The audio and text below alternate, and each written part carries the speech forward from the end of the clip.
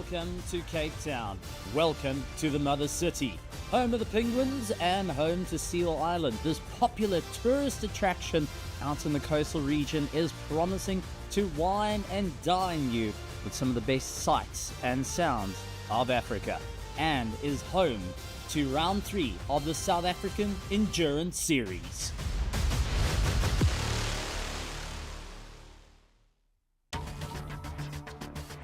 Welcome to Killarney International Raceway. 79 years of legendary racing. 1 minute 6.7 set by Troy Dolenchik as lap record. Top speed of 265 kilometers an hour. 9 turns around this 3.2 kilometer circuit. 4 lefts, 5 rights that the drivers are going to have to tackle and see if they can get the win. As they go off into the green, will be into turn 1, side by side.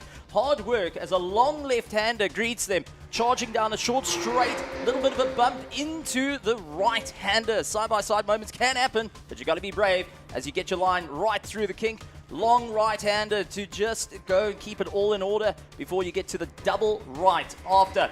Heading down the long back straight, expecting 265 kilometers now before you slam onto the anchors. Up the embanked final corner. And this is where you got to get the drive down the main straight to ensure victory here at Killarney.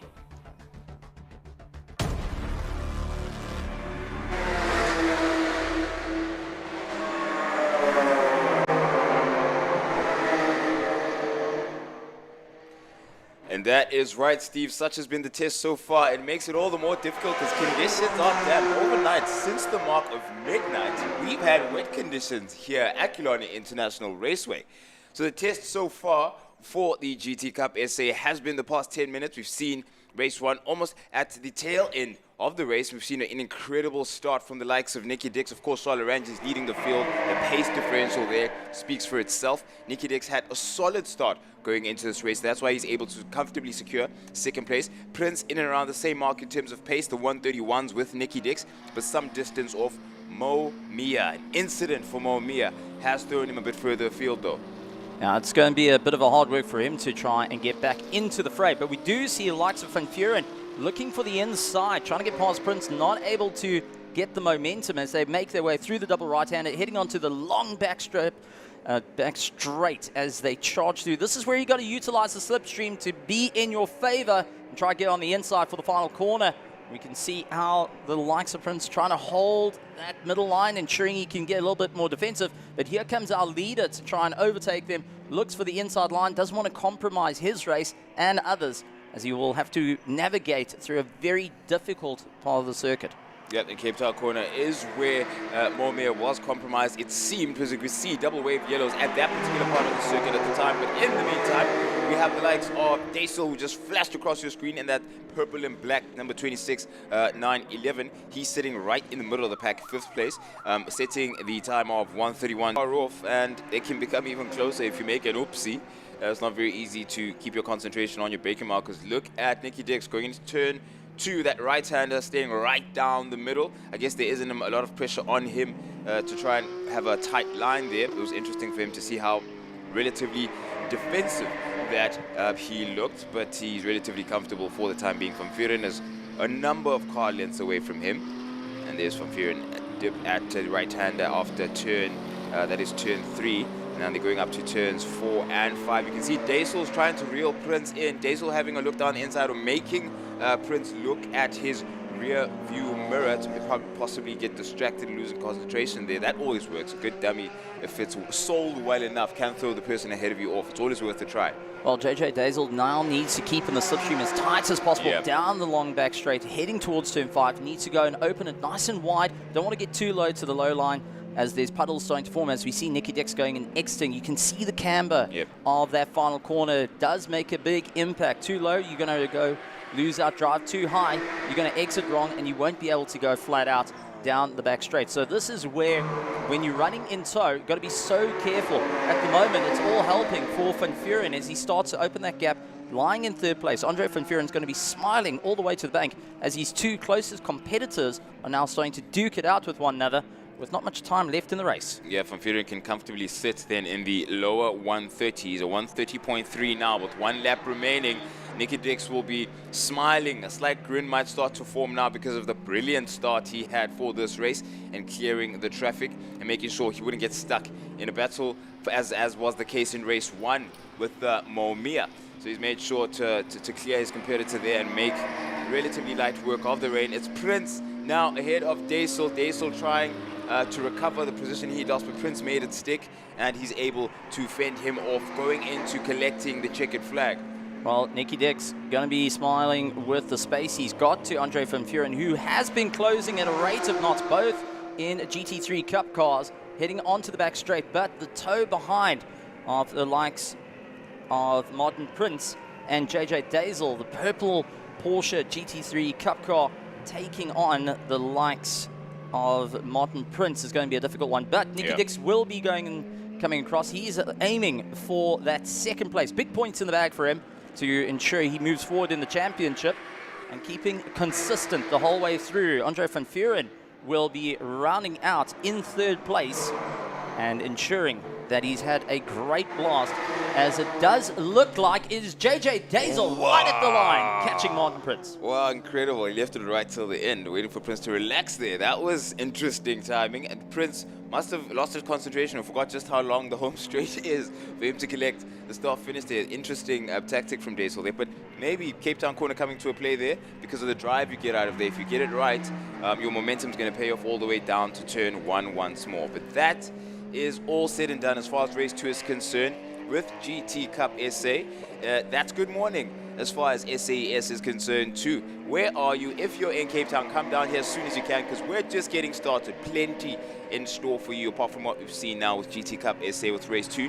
It is Sports and GT race 2 coming up after this. We're looking at around the 20-minute mark in terms of the time and duration of the race, and it's going to be a great mix and amalgamation of equipment and machinery.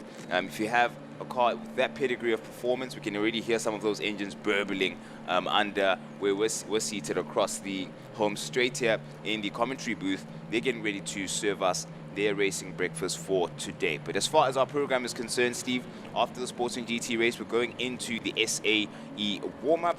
They're going to try to get as warm as possible considering the conditions, which have been long anticipated to be exactly what we see here. So mentally, we're relatively prepared. My name is Prince Ndiweni, and I'm joined by the talented Steve Koenig and an incredible host of talent when it comes to the broadcasting space in motorsport. So stay tuned. There's plenty for us to serve up for you. That is San Moodley, of course, on the trailing end of what we've seen with the GT Cup SA race. He had a quiet and lonely race when it came to race 2. But as for after the warm-up, Steve, we'll have a look at some two-wheeled action as well. And looking forward to it. The MRSSA, first time here at Killarney. Many of the riders having their very first introduction to Killarney just this week. Yeah. So we're going to expect some great racing as they battle their way through. And considering this is the first time in damp conditions for most of the riders on the circuit, it has gone and put a little bit of a caution in the wind of how far are they willing to push, how hard are they willing to go. Others that are fighting for the championship need to really stand on the gas, because this is a circuit that favors the brave and the bold. And if you're just too reluctant on the throttle, if you're too reluctant on the brakes, well, you can lose out huge amount of time, up to 2 seconds, if you don't get the drive on the back straight. First time in the damp for experienced riders and competitors. And then we're looking at first time period being at the circuit, and it happens to be damp. So I can imagine what it's like for them when it comes to taking on a challenge like this. That's it, and we've got to talk about also the South African Endurance Series. It's been a while since any of the competitors going and getting back to the Killarney International Raceway. That is going to be exciting. Lots and lots of drivers who were previously at Killarney in the series were in different machinery here.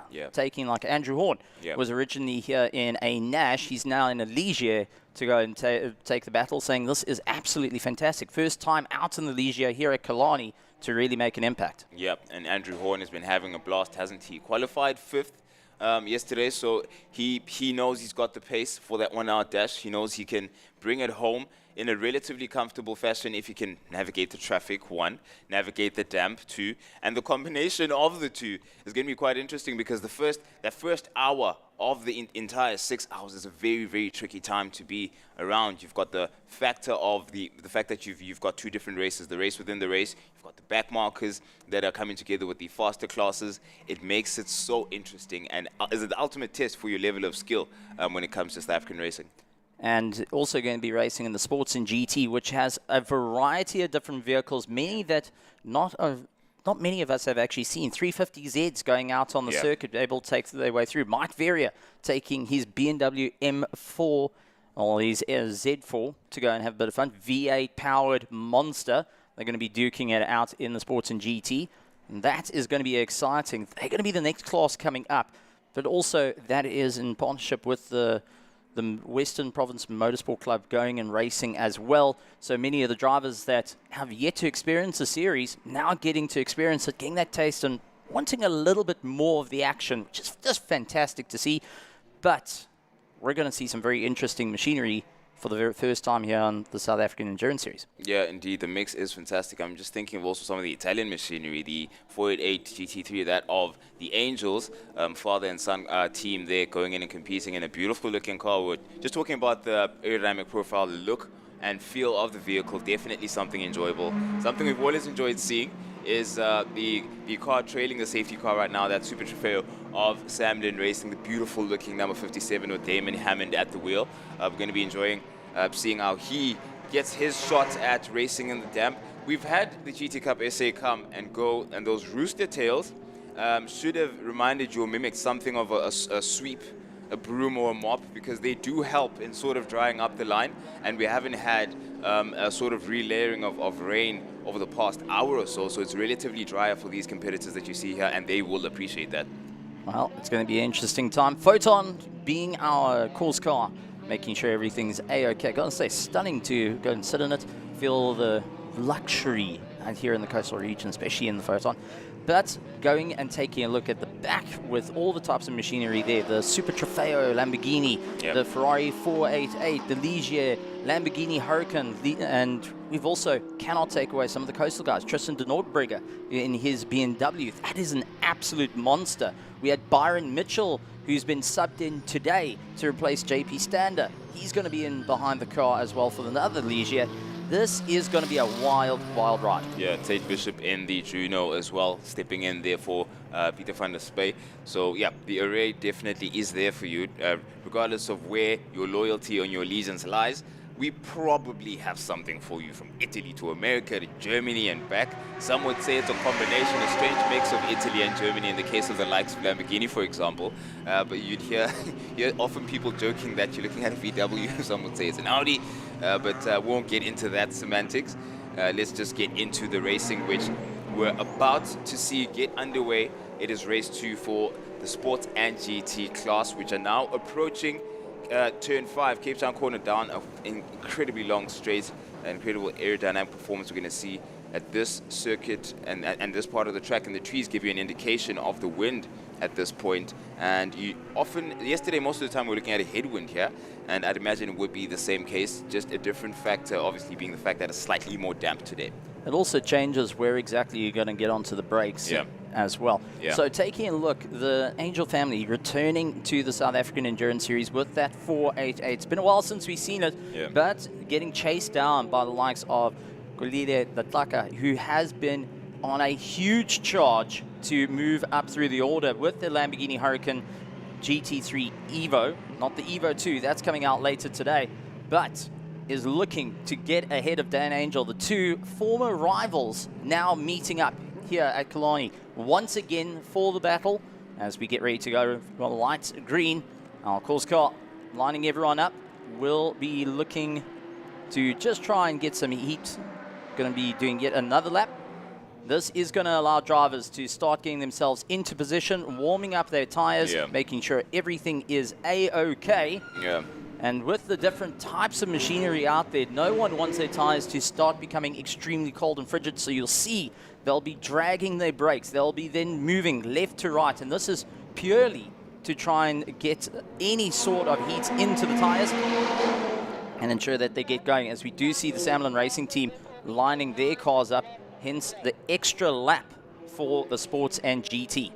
Yep, they're going to appreciate the extra temperature they can get and muster into going into the beginning of the race. And just looking at that Lamborghini Huracan GT3 Evo, it reminiscent of a different field and industry entirely. Some artists, before you drop a new album, they remind you of the old one. So I was good before, I was great before, but I'm about to show you how I can level it up. I mean, the performance we saw from this car last year in the SAE class, which Inter Africa now defend in 2025, was incredible. And you would think that this certainly is a benchmark that is going to be difficult to meet. And they themselves have decided to go in and one-up it with the Evo 2. So you can only imagine the accomplishments ahead of them and the level of ambition that they've set in their sights for 2025. And Rambo Lambo, which is the second place car, as its name, will be looking to fight it out. It's a championship winning car out of all things that needs to put it.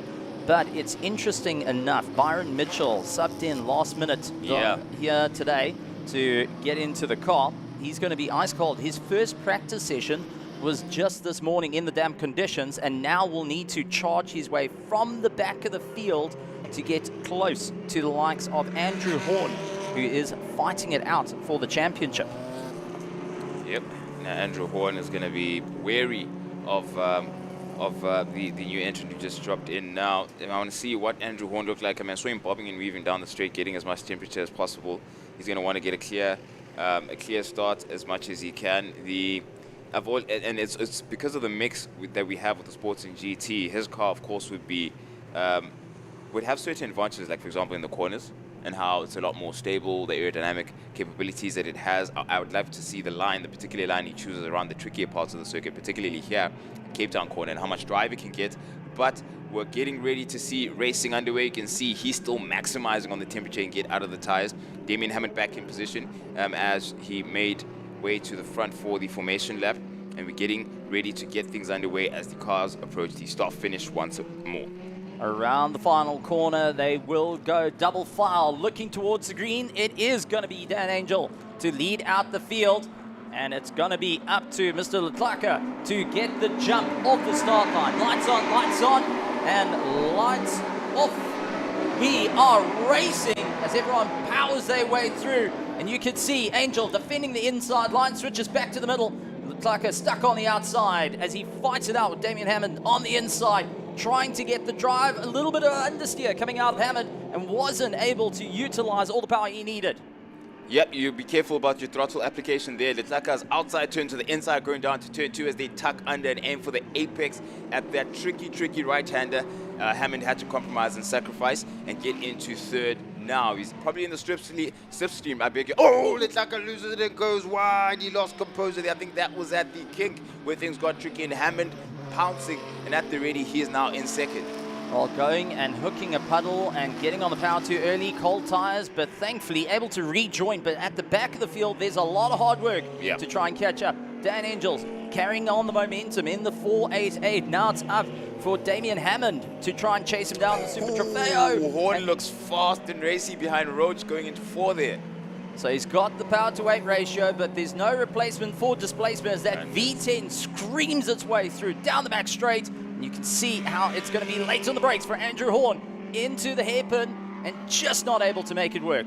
Oh, both Roach and Horn there look like they were trying to see which patch of tarmac to take from each other there. That replay, the action replay we have of the Talca and Way lost it at the kink, and fortunately able to recover the car with the grass being relatively short and decent enough for him to get back onto the grid without too much trouble. Roach and Horn. Roach, of course, taking advantage of the horsepower advantage that he has down the straight. You can see he's opened up that gap a little bit more. It's the corners where Andrew Horn is able to gain some sort of advantage. But in the meantime, Angel has cleared when it comes to the case of Hammond. And Hammond is now trying to reel him in as far as he can. Look at that gap between Roach and Horn getting... Oh, Tristan Norbriga getting it all out of shape into turn 2. A very, very slow slide. He's able to save it now, getting out of the grass, and that has just helped Byron Mitchell gain yet another position up into 5th place. Horn up on the inside of Wayne Roach, and unfortunately, not just having the straight line, he's going to try for the right-hander, gets the nose cut off, and it's going to be Wayne Roach to now stand on the power. Here comes Byron Mitchell into the fray as well in his leisure, but there is Tristan Norbrigger locking it up, getting it sideways into turn 2, and that unfortunately is damp conditions, too much speed and late braking for the very talented Tristan Norbrigger. Well, man, a couple of drifters would be proud of the length of that drift. Unfortunately, it's just the wrong scenario, different discipline entirely. And Norbrigger is going to have to recover the cars because in the meantime, we have a side-by-side there. I think that is Mitchell and Horn, both in Mitchell. Legios, and with Byron Mitchell in the, well, newer between the two of them, the carbon fiber tub versus the aluminium tub. And Andrew Horn has to be very careful now. Byron Mitchell, very, very aggressive on the attacking to move forward. Dan Angel putting in the fastest lap time of the race with a 1:24.5 on that last one. Damien Hammond with a 1:24.8. 1:24.8 is the benchmark at the moment. 3/10 off the lead. It's recoverable. Some time can be found. Relatively drier circuit, but we've seen how careful I've observed Hammond and the likes of Roach to be, especially around 4, where you do require quite a bit of commitment. It's not exactly a slow, turns 4, it's not exactly a slow part of the circuit, but you have to be a bit ginger about the way you navigate it. Look how hard the suspension is there, and low, stiff the suspension is there on that Lamborghini Huracan GT3 of Letlaka, who's recovered, having lost a car in and around this part of the circuit where he's at now, at the kink, but he's cleared it just fine, and he's making his way back up the traffic, 7th place at the moment, and Cliff is his next challenge as far as clearing the back markers. I think the 350 is not going to have too much of an issue when it comes to the V10 power. But Jan Kriv going and having a great bit of fun in the 350Z. 3.5 litre as it blasts its way through, getting close to 200 plus kilometers an hour. We'll have to keep a very close eye on the mirrors, maybe possibly keeping a little bit wider on the entry to allow Leclerc in if he's in the braking zone. Goes out a little wide, trying to give a bit of space, but now needs to fish his way back down to the apex. A little bit too wide there, trying to find any sort of grip heading into the dry line. So that was very midline there. But take a look, Dan Angel under pressure from Damien Hammond, who's got the fastest lap time, and now hunting down that 1st place. Letlaka uses the home straight to get past. That was Cliff. So we're going to have a reset of our screens there. In the meantime, Andrew Horn and Mitchell are in a bit of a battle, and Angel is going to have to, you can see the correction of the direction of the nose of his 488 there. Hammond now is going to make himself known in the rear view mirrors of Angel, going down into Cape Town corner, turn 5. Angel goes defensive. Hammond now has to find a way around the outside, go slightly wide, but he has to line his car up as best as possible to get a decent drive coming out of Cape Town corner, and a decent drive he does get. Angel is going to have to tuck in a bit more now, going down the home straight. He knows he has the prospect of Hammond going down into turn 1. It's a battle of machinery, a much later 2023 model against a 2019 488 as they fight their way through, and you can see makes it up through the corners, but Angel definitely having that straight line to get into a fight and open up gaps. A little bit unsteady into turn 2. That has allowed Hammond to have a good go on the inside, but just no room to get that Lamborghini past the Ferrari. The pressure is showing, and you can see it's not the first time that Angel went slightly out of shape. Looked to be the case rather at Cape Town corner, and it's come again now under braking. But he's gonna have to muster all the concentration he can find. Same story for Hammond. Hammond is losing it a bit, but I think he's while trying to make himself known and present, he's also having to control the throttle application there. There it is, that out of shape moment at turn 2. Difficult place because you're getting an elevation change, a sudden elevation change, while you're still in the middle of a steering input. It's very, very tricky, but he managed to save that and keep half a car length or so between himself and Damien Hammond. Coming up to back markers, and they will be going 4 laps left as they chase down the likes of Mudley in the number 10 Porsche Cayman, and also get past the likes of Buerta in the Toyota, the Similar shape to the Lotus 23, but it is going to be Hammond up on the inside into turn one. He can make the stick if he can just hold the apex. Forces the likes of Angel out a bit wide, slows him down, needs to hold the inside line, goes out a little bit wide, gets on the power early on to carry the momentum. Now locking down to the fringes on the right-hand side, lining up. Angel looks to try go on the outside. Back markers unfortunately going to come into play, as you can see how hard he's having to try and slow that 488 Ferrari. That's opened it up for the likes of Damien Hammond to now break away from Dan Angel. Yeah, I can see Angel changing his line right in the middle of the corner because he didn't have a choice. He would have preferred to have a bit more runoff in that particular instance, but having a back marker there made it difficult. As you can see, still a bit unstable there when it comes to certain parts of the track, and traction, and the lack of traction also a factor possibly for Angel there, but now he's going to have to try and recover that as we're closing down on the drop of the checkered flag. Not too long from now, we're at lap 5 as it stands, and we're looking at 4 laps remaining for the race. 3, I beg your pardon, as these cars get to the start-finish straight not too long from now.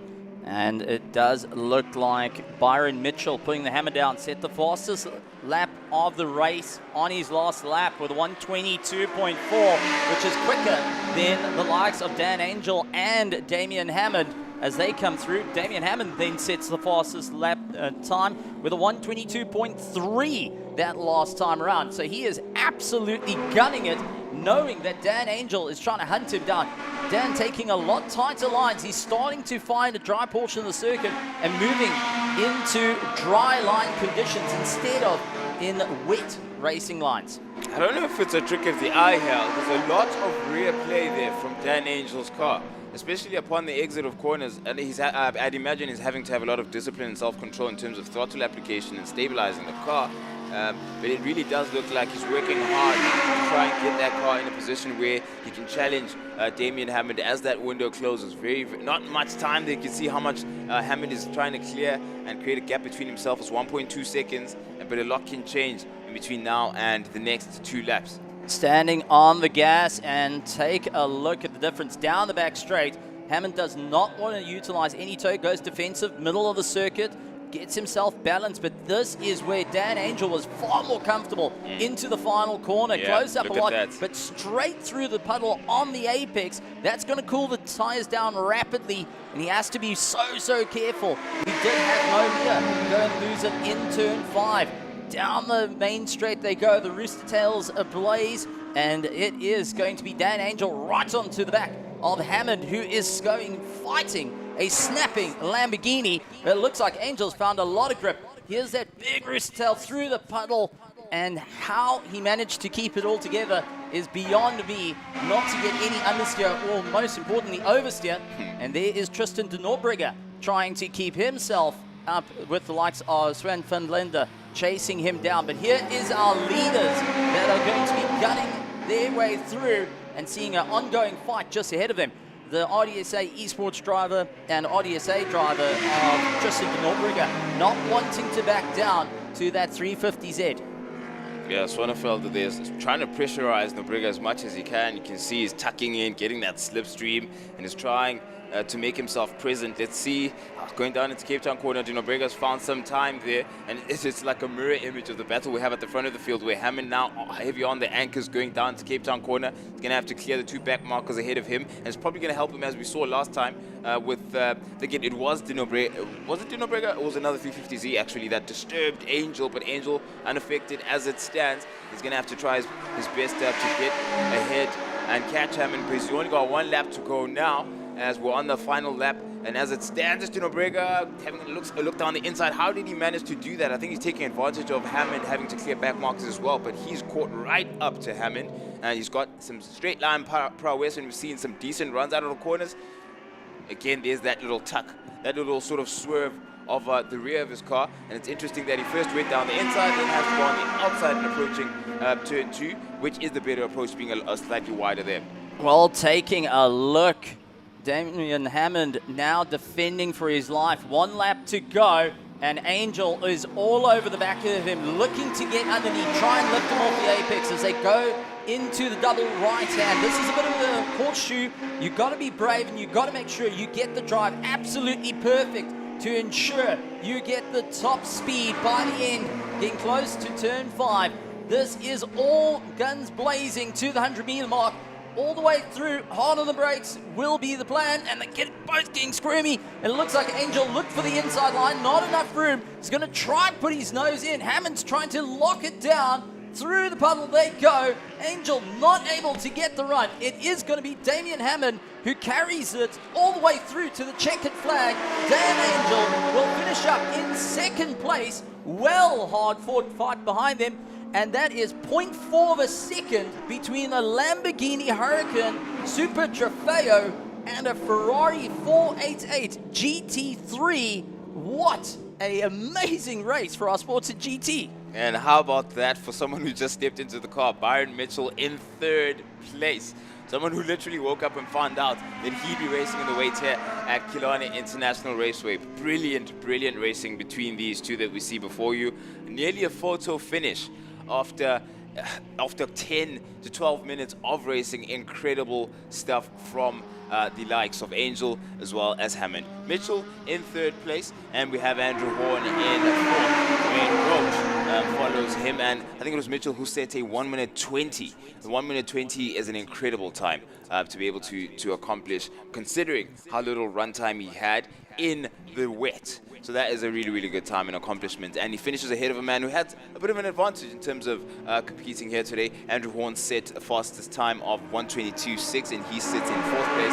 And like I said, it's Wayne Roach behind him, and Mr. Litlaka having an oopsie there at the beginning of the race at the kink and having to recover the car into sixth place. And Gino Brega also involved in a couple of slips. I think it was at turn 2 where he had an impressively long drift and managed to recover the car and finish the race in 7th place. But this is as far as it stands, the standing and the running for the Sports and GT race, which mixes different performance levels of these cars and different specs and builds, and that was incredibly entertaining for the front runners especially. But that is your top 10, and I left it off at Dino Brega. It's Grief after him and Swanefelder in a close battle at some point with Dino Brega, but he lost out and lost a place to Grief as well, and Bota wraps up the top 10.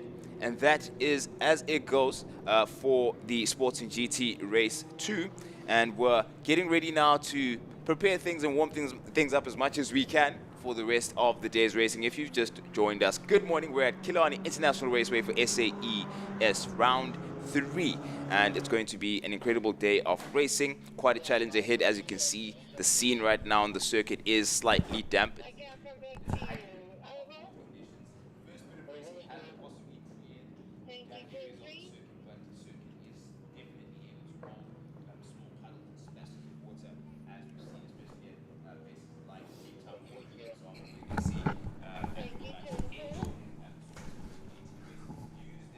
Chance maybe to cool down his tires and get a bit of a reset and add an extra lap or two of life for his rubber.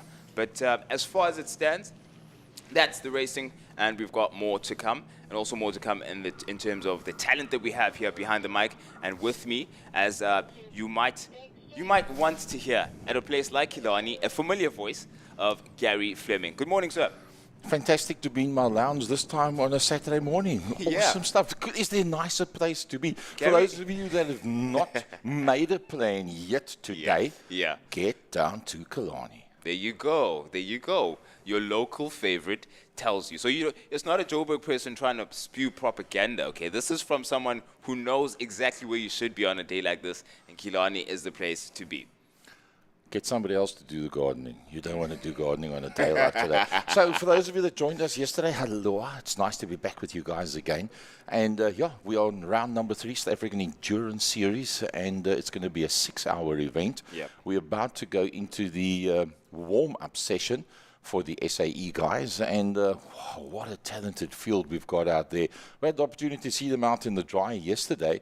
This is the first time all of them are going to be on the wet. It's now first thing this morning. First time on the wet, first time on the track is quite a challenge to overcome.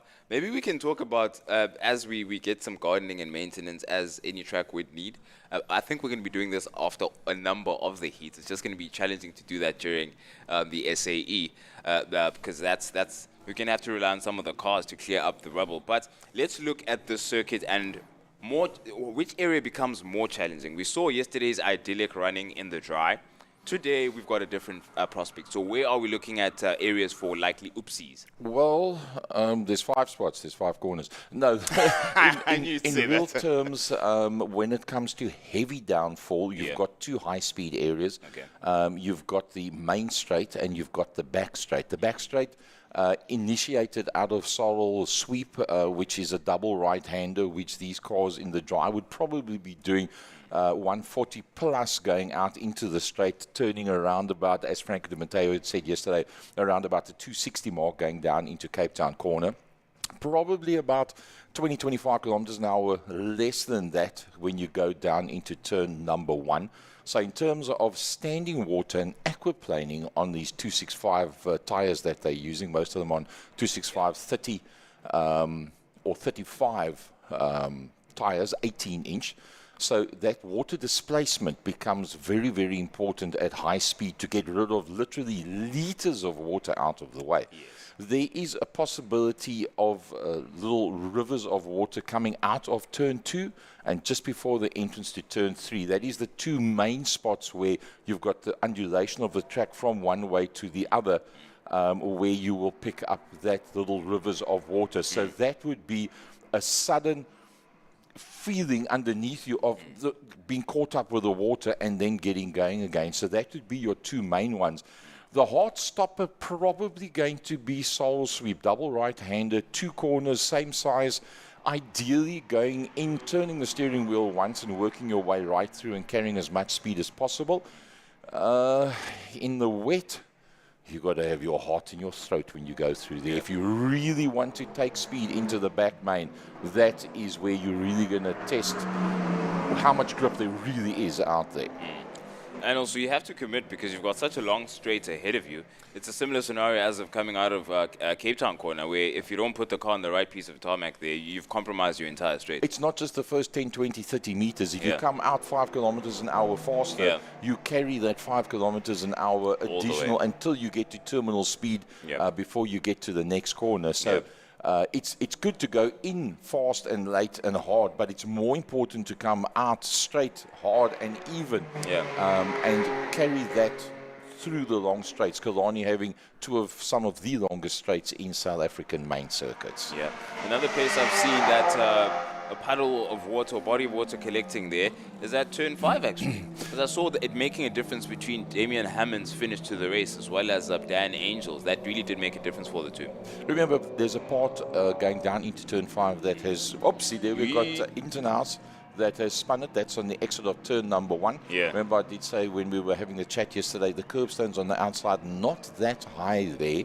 So that's obviously a case of touching on that curbstone, touching on the paint, but managing to keep it still on the tar, which is fantastic. Let's just have a look at that slow-mo. I said yesterday we're looking forward to these slow-mos. Just getting the tail end out, getting it onto the paint work, turning now from there. It's just pure experience that keeps you on the circuit and not because once you hit the grass, you just keep on trucking. Looks like Nick Adcock's car coming into picture there. I saw Nick Adcock, he's still warming it up, avoiding the wetter parts of the circuit because there was that dip. He's coming up to Cape Town corner now and you'll get a chance to see it. This is where I saw Angel a number of times in the closing laps of the Sporting GT race, tucking his car in and around this mark here, he'd go deeper into the apex and you just see a splash on his front right. When there is heavy rain, you will get an agglomeration of water that's going to be on the inside, on the apex of that corner. But it's got to rain quite a bit. Remember, they've got drainage areas that have been built in there through the 78 years that we've been on this premises. That corner being there for probably about 60 of the 78 years that we've been here. So they have done all the necessaries to ensure the water doesn't dam up there unnecessarily. But yes, it is one of those first areas where you will notice when there's heavy rain. We actually haven't had rain since we've gone live first thing this morning on YouTube. It's still around about 88 to 89% humidity out there. So the track is not really drying. There's not a dry line that has started to appear out on circuit. And you can see that the rooster tails behind the cars, although it gives you an indication of the aerodynamics and how those wings and the diffusers underneath is actually sucking the car down. Michael Stevens done a 119 in this weather, a 1:19.9 Yeah. by Michael Stephen. And that is a very good start to today's session. Arnold Neerfling out there as well. He's the second quickest right now, but 10 seconds off, obviously. So just busy with sighting, getting the feel of it, seeing how it's working, and taking it from there. Yeah, initially there is Michael Stephen going around the outside of Hirsch. That is at the kink, I believe. And initially thinking it was Nick Adcock in their car, but it is Michael Stephen breaking the car in and trying to see what the day is going to look like for the rest. It is a warm-up after all, so you test as much as you can. A couple of tests for the likes of Kubani yesterday at that particular part of the circuit. Njumbo seemed to struggle with a couple of issues, and he was not the only V8 roadster at that particular part of the circuit. There's another, the 113 of Remy Giga there, as well as Garcia had a couple of issues as well. There was a spin-off, but I think something a bit more serious was the fact that they had to work on the engine quite a bit last night and come over some niggles. There were 1 or 2 knocks they've been taking over the course of the weekend so far, but thankfully they're back out onto the circuit, and hopefully the worst is over for them. Well, 2 of the quickest running, one behind the other as they work their way down the back lane. So Michael Stephen is still at this point the fastest. But remember, this is purely warm-up. It's not a quali. It's not really a practice. It's a case of, all right, we've had settings, which we've had for the dry. We've done our guesstimations for what we need to do to make the car premium in the wet. Now it's a case of taking that technology and those settings and putting it into the car and see how it's all going to play itself out, moving across towards the inside of the circuit to make sure that not making any contact with anybody coming out of the pits. So Arnold Neerfling has put up his first lap time of 1:23.59. That was on lap number 3, so obviously a warm-up. A second warm-up and sighting that to try and test where the levels of adhesion are. And Arnold Neerfling showing that he is there in the game. We've got the Inter-Africa car that's out there as well. We'll have to see who is actually behind the steering into the Inter-Africa entry. And I'm sure that will pick up for us in the not too distant future. The fact that they've got Inter-Africa on the screen means that they're not too sure who is the driver that's in that car. Hintenas, having had that little spin, finds himself 4th overall, and Julian Familiaris is now starting to put the laps in. Familiaris, obviously a new car. You can still smell the newness and freshness of that IRC Mustang. Beg your pardon. It will be nice to see how they fare now and get things underway for them. I'm just still looking at the ginger pace of that 113 V8 roadster being passed by either, I'd imagine, Stewie White or Axel Jeffries in that number 1 Inter-Africa Racing Lamborghini, which will get confirmation not too long from now. Into the pits, the Inter-Africa Lamborghini goes. Is that not maybe an opportunity to let each of the 3 drivers get an opportunity to drive in the wet while it's still in the embryo stages? We're just a few minutes into the warm-up session. Red flag, somebody's gone off somewhere. Let's see our cameras. I'm sure we'll pick it up. We've got cameras right around the circuit. And going out to you on 1440p. Beautiful pictures that we've got there. So that is an indication into turn 5. On the left-hand side there would be the scrutineering area. You see in the background is the beginning of Killarney International drag strip. That is coming into just out of turn 3. Don't see anything there at the moment either. So you might find it something that's slightly out of camera range for us. But turn 3 all looks to be fine. Get a picture now of exactly who has been affected by an incident during this warm-up very early on. We had to see, but the marshals certainly are aware of it. As a number of the competitors are tucking in and getting into the pits. Of course, it is a red flag, so we're going to suspend the session for the time being until this vehicle is recovered, the mystery vehicle that we've yet to see. In the meantime, though, we've seen the fact that you mentioned poignantly that we still do have relatively wet conditions, despite the fact that we've had 2 races. And that we've had relatively wet conditions, and we've seen race 1 and 2 not necessarily clearing some of the splash. So we yet to actually see a full dry condition, and I think that's what later on in the session we're going to have, because we have 50 minutes in total for this warm-up. Yeah. Plenty of time, but I would imagine the racers would have wanted to get this chance to be in Oh, these for pseudo sure. conditions. Very important, having only been able to be out there on the wet to now have in the dry now to be out in the wet. And I see it is Stewie White that did that initial session. Yeah. In the Lamborghini Hurricane GT3 Evo 2, the latest import in this form of motorsport into South Africa. And wow, it's like the flagship to my mind of what we've got in SA Endurance Series. That's the exit of Sol Sweep, turn number 4. And it's the Alteza, number 88 Alteza of the Alvarez. Oh, jeez. Wonder what the issue is there. The marshals at the ready, looks beast and deep into the sand there. Did what it's supposed to do, stop the car from hitting them. And that's fantastic. Yeah. Yes, it looks like there could be a bit of damage to the front spoiler. The A-team, the Stromers Motor Club marshals, getting there nice and quickly. But the necessary safety margins, remember, places like Killarney have been around for so many years. And in the modern era, everything being so much quicker and more nimble around the circuit, you've got to make massive use of whatever space you've got around the circuit to slow the cars down without being too soft that if it digs in, it flips itself over. So that patch there doing exactly what it was designed to do, and that's just on the exit of turn 4. And that is not a slow place to be. So. No, in fact, in the wet, that is the one that really tests you. You're going down the back main. I mean, Franco Mateo was saying yesterday, the Ford Mustang IRC, they would do around about the 260 to 260. They were guessing 260 to 264 going down the back main, and you're going into a hairpin bend. You can see in the backdrop of that shot that you're watching now. So that obviously is kind of scary, because if something goes wrong, you're heading straight towards the scene of the accident. So that is scary. But in terms of a high-speed sweep, it's like going to East London, where you've got go through Potters, and it's, if you've got the ironies, it's flat foot all the way through. You've got to get the entry correct. And this double right-hander, if you get it 100% correct, you literally turn once on the steering wheel and keep your foot just about flat, depending on what you're driving, going through that corner. So that car, when it left the circuit, could be doing anything above 130, 140 kilometers an hour. Problem is, once you hit the grass, it's like somebody switched off the traction control, because it just slides away.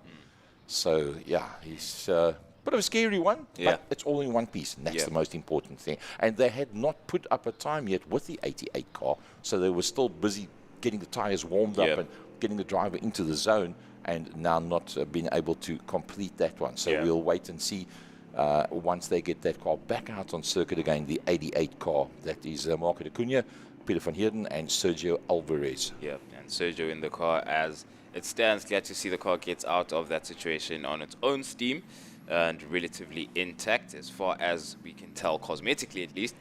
So we're probably going to get the session underway not too long from now, when we get that signal for the all clear from the marshals on the course.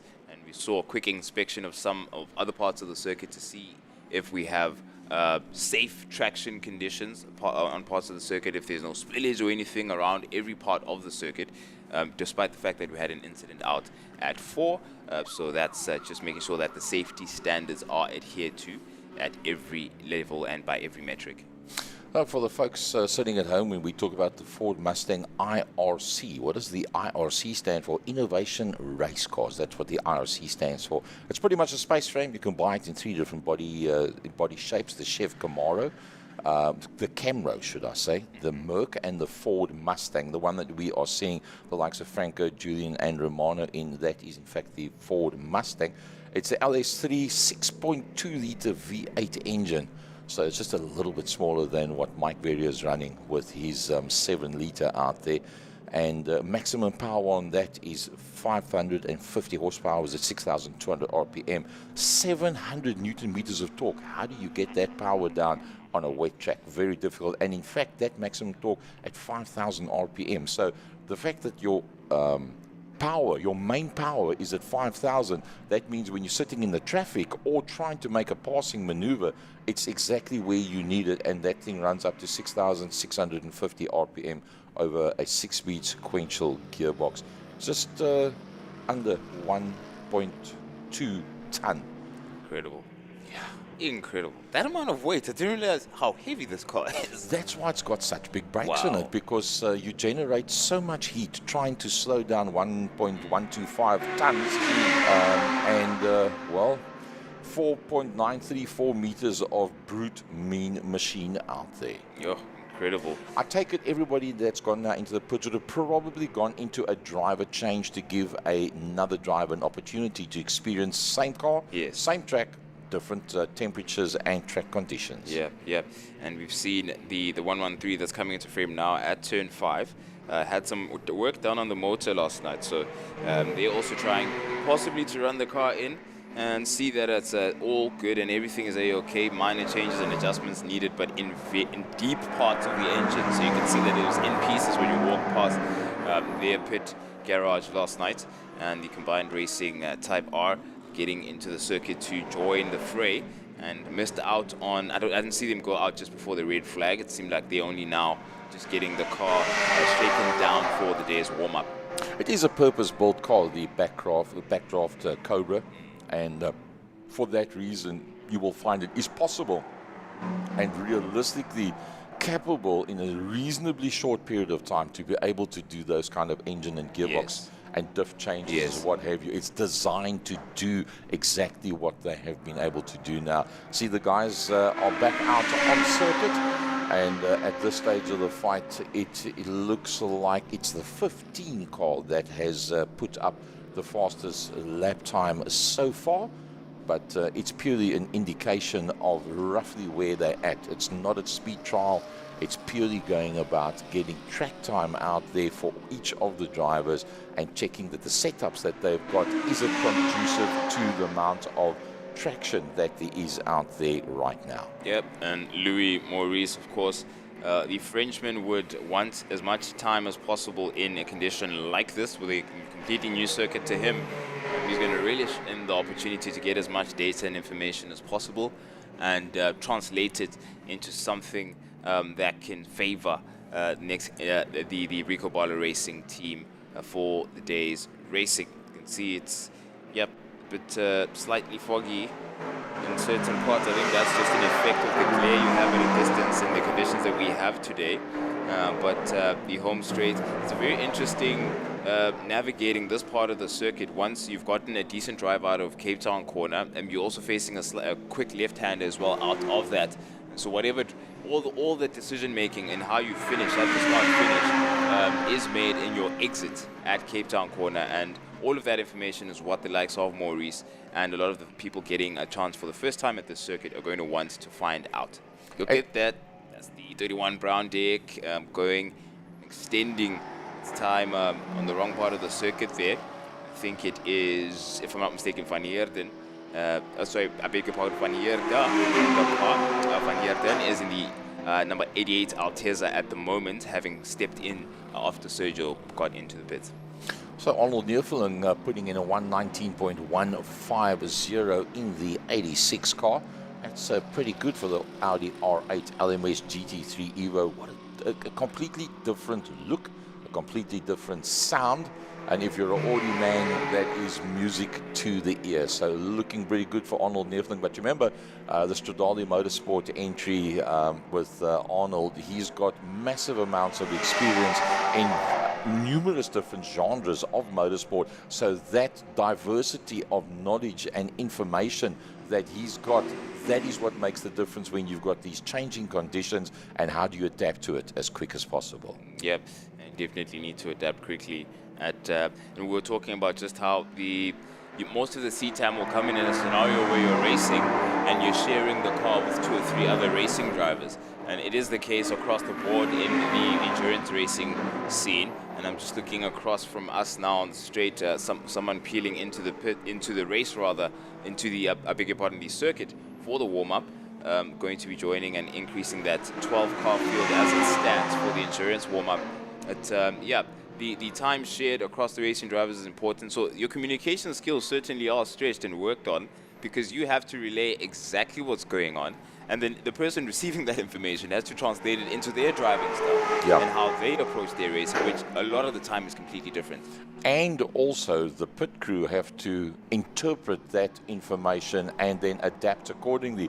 Remember the amount of tire pressure going out on a dry circuit on a warm day, the variation that you get in tire pressure from leaving the pit lane to finishing your stint, as opposed to on a wet tire like this, as we watch the number one car working its way through there. The variation in tire pressures, hence the temperature variation, should I say, as opposed to the pressures, you've got less variation that comes through. So you've got to be very, very on it to be able to get the best out of the wet weather tires. Keeping in mind that during that stint that you are out, they might be moving towards a dry circuit, which would then generate more temperature at that point. So you've got to also look at the pending weather in the time period that that car is going to be out with a specific driver. Yeah, indeed. The driver in the number 88 Alteza at the moment is Van Heerden. And I'm looking at the bonnet of the car there. I wonder if there was contact with the barriers maybe at turn 4, but maybe it's a trick of the eye. But in the meantime, we've got the Inter-Africa Racing Lamborghini Huracan GT3 being shaken down for the first time here on African soil. It's a moment in history for our fans and the lovers of the game, and it absolutely will be something to remember. Regardless of what happens, come checkered flag falling. Incredible to see that we're witnessing machinery at the cutting edge of technology on South African shores. Look at that, they're just waving the arse around there. Well, talking about that Lamborghini Huracan GT3 Evo 2, it's a 5.2 litre V10 naturally aspirated. It breathes all by itself. There's no assistance to get air in there. 585 brake horsepower, revs up to a V10, 8,200 RPM. Now that's modern technology in my mind. 550 newton meters of torque, also a 6-speed gearbox, and that being just on 75 kilograms heavier than the Ford Mustang IRC. So it's a whole bunch of motor car that's out there, and that is pretty much, to my mind, the flagship right now in this series. Indeed, impressive to think it breathes like you and I. Incredible, but it achieves a lot more speed than you and I could probably muster. The 127 backdraft there, the latest of, I think that's Futcher in the wheel, in the saddle at the moment, having to get a sense of what it's like to have those lights flashing behind you. Because another factor is the idea that we're going to go into night racing for today. Yes. So there's that to consider. We had the mandatory night practice yesterday, and everybody got a sense of what it's like to race in the dark here at Killarney International. Ooh, look at that little dip there at 4. It is 4 is, you really have to, apart from your commitment, everyone has to know how to negotiate that depending on the capability of your car in the corners. Not a higher commitment level, of course, for the high performing cars, but it really, either way, you just have to be full beans going into there, because there's no hesitance needed there. And you see there once again the tail end starting to walk around slightly on the back end of that Evo. So it's still Arnold Neerfelen that on lap number 9 put up the fastest lap time, but there's only 3/10 in it at this stage of the fight. Yeah. Stuart White says good morning, good afternoon to everybody, and goes and posts the fastest lap time of 1:16.24, that ahead of the 86 car of Arnold Neerfelen. Stewie White doing what he does best, putting the laps in and showing the people how fast you can get around the island. Yeah, but no one flashes lights like Stewie White. I don't know if it's, I only noticed that this car is flashing lights when Stewie's in the car, but it's like a signature thing. It's like he's talking to you. He flashes it faster and faster to show you, listen, can you please move your Honda out of the way? I'm busy putting up some fast lap times here. So Stewie White, a man that's got a lot of knowledge of a lot of overseas circuits, done hundreds and hundreds and hundreds of laps in Lamborghinis, and I don't think there's anybody better qualified than Stewie White right now to take the best out of that vehicle as he works his way down a still pretty wet back main. If you look at the trees, you can see the wind is slightly more now than what it was yesterday, but with the humidity being as high as what it is, it's still not drying out the track surface. There is no dry line. No, not as yet. Still a bit of a hybrid scenario that we have here, which is an interesting observation to make. After, what, an hour and a half of cars out on the tarmac, you'd think by now that, okay, we were starting to to transition a bit, what is it? Also the humidity coming into play? The humidity comes into play as well. Keeping in mind that it started raining around about 1:15 this morning. Very late, So it's pretty drenched out there. And it's going to become a factor. But for us as viewers, it's going to spice everything up. We love it. As we said yesterday, when you start the clock at 2 o'clock, the clock does not stop until 8 o'clock, 6 hours. Should the rain come down, should there be safety cars, should they pull them off onto the pits for a period of time to make things safer out there, all of those factors goes into that set 2 o'clock until 8 o'clock. So you can build up a massive gap.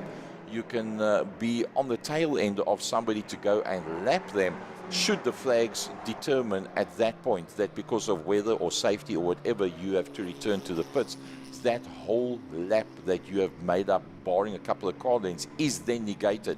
It's not over until the last flag. 100%. It's Fabian Lantz in that 55 V8 Roadster. She seems to be gathering information and data here and studying exactly what is before her and teammates Mario Da Silva and Steve Trotter. She really seems to just be assessing things as opposed to driving the car in anger. You can see just the deliberate approach to the way she's doing it right now. Also could be testing something, some work maybe being done on the car as well, and sort of trying to see if it's in trim now to be driven in anger.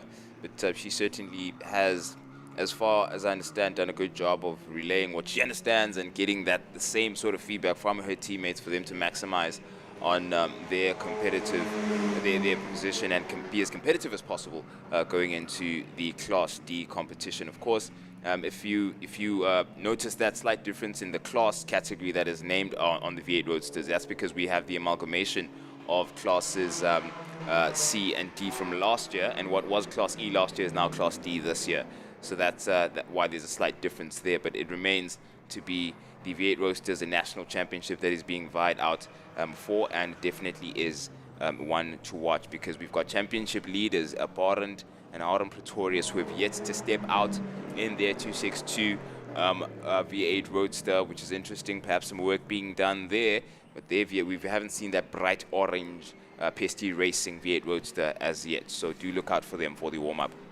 Well, I see the backdraft Cobra has now done a pretty decent job out there. The 113 that we were seeing there on the screen, that's now up into 7th position. And in these wet conditions, a 135.74. Garcia behind the steering wheel on that one, having done 9 laps. Hintenau's father and son combination, Ollie and Albert, they have done the most laps of everybody so far. They've actually completed 11 laps. Having done that 11 laps is brilliant for them to be able to be up in the top 5. And we have the combined racing Lerero there gingerly getting about because he might have, I think he went off, and that's why he's going a bit ginger now, trying to see what it was into Malmesbury, actually at the exit of Malmesbury where he went off, and clearing also some splashes on the screen as well. You saw the wipers going back and forth there. Definitely was, there you go again. Trying to now see if the car can be pushed. It looks like he might be getting ready to get back into the pits, so the crew can assess whether or not there was damage that could alter the shape of their warm-up this morning. That does look like, a pit. Getting to the pits there. That certainly is necessary just to make sure that everything is well and okay with the car.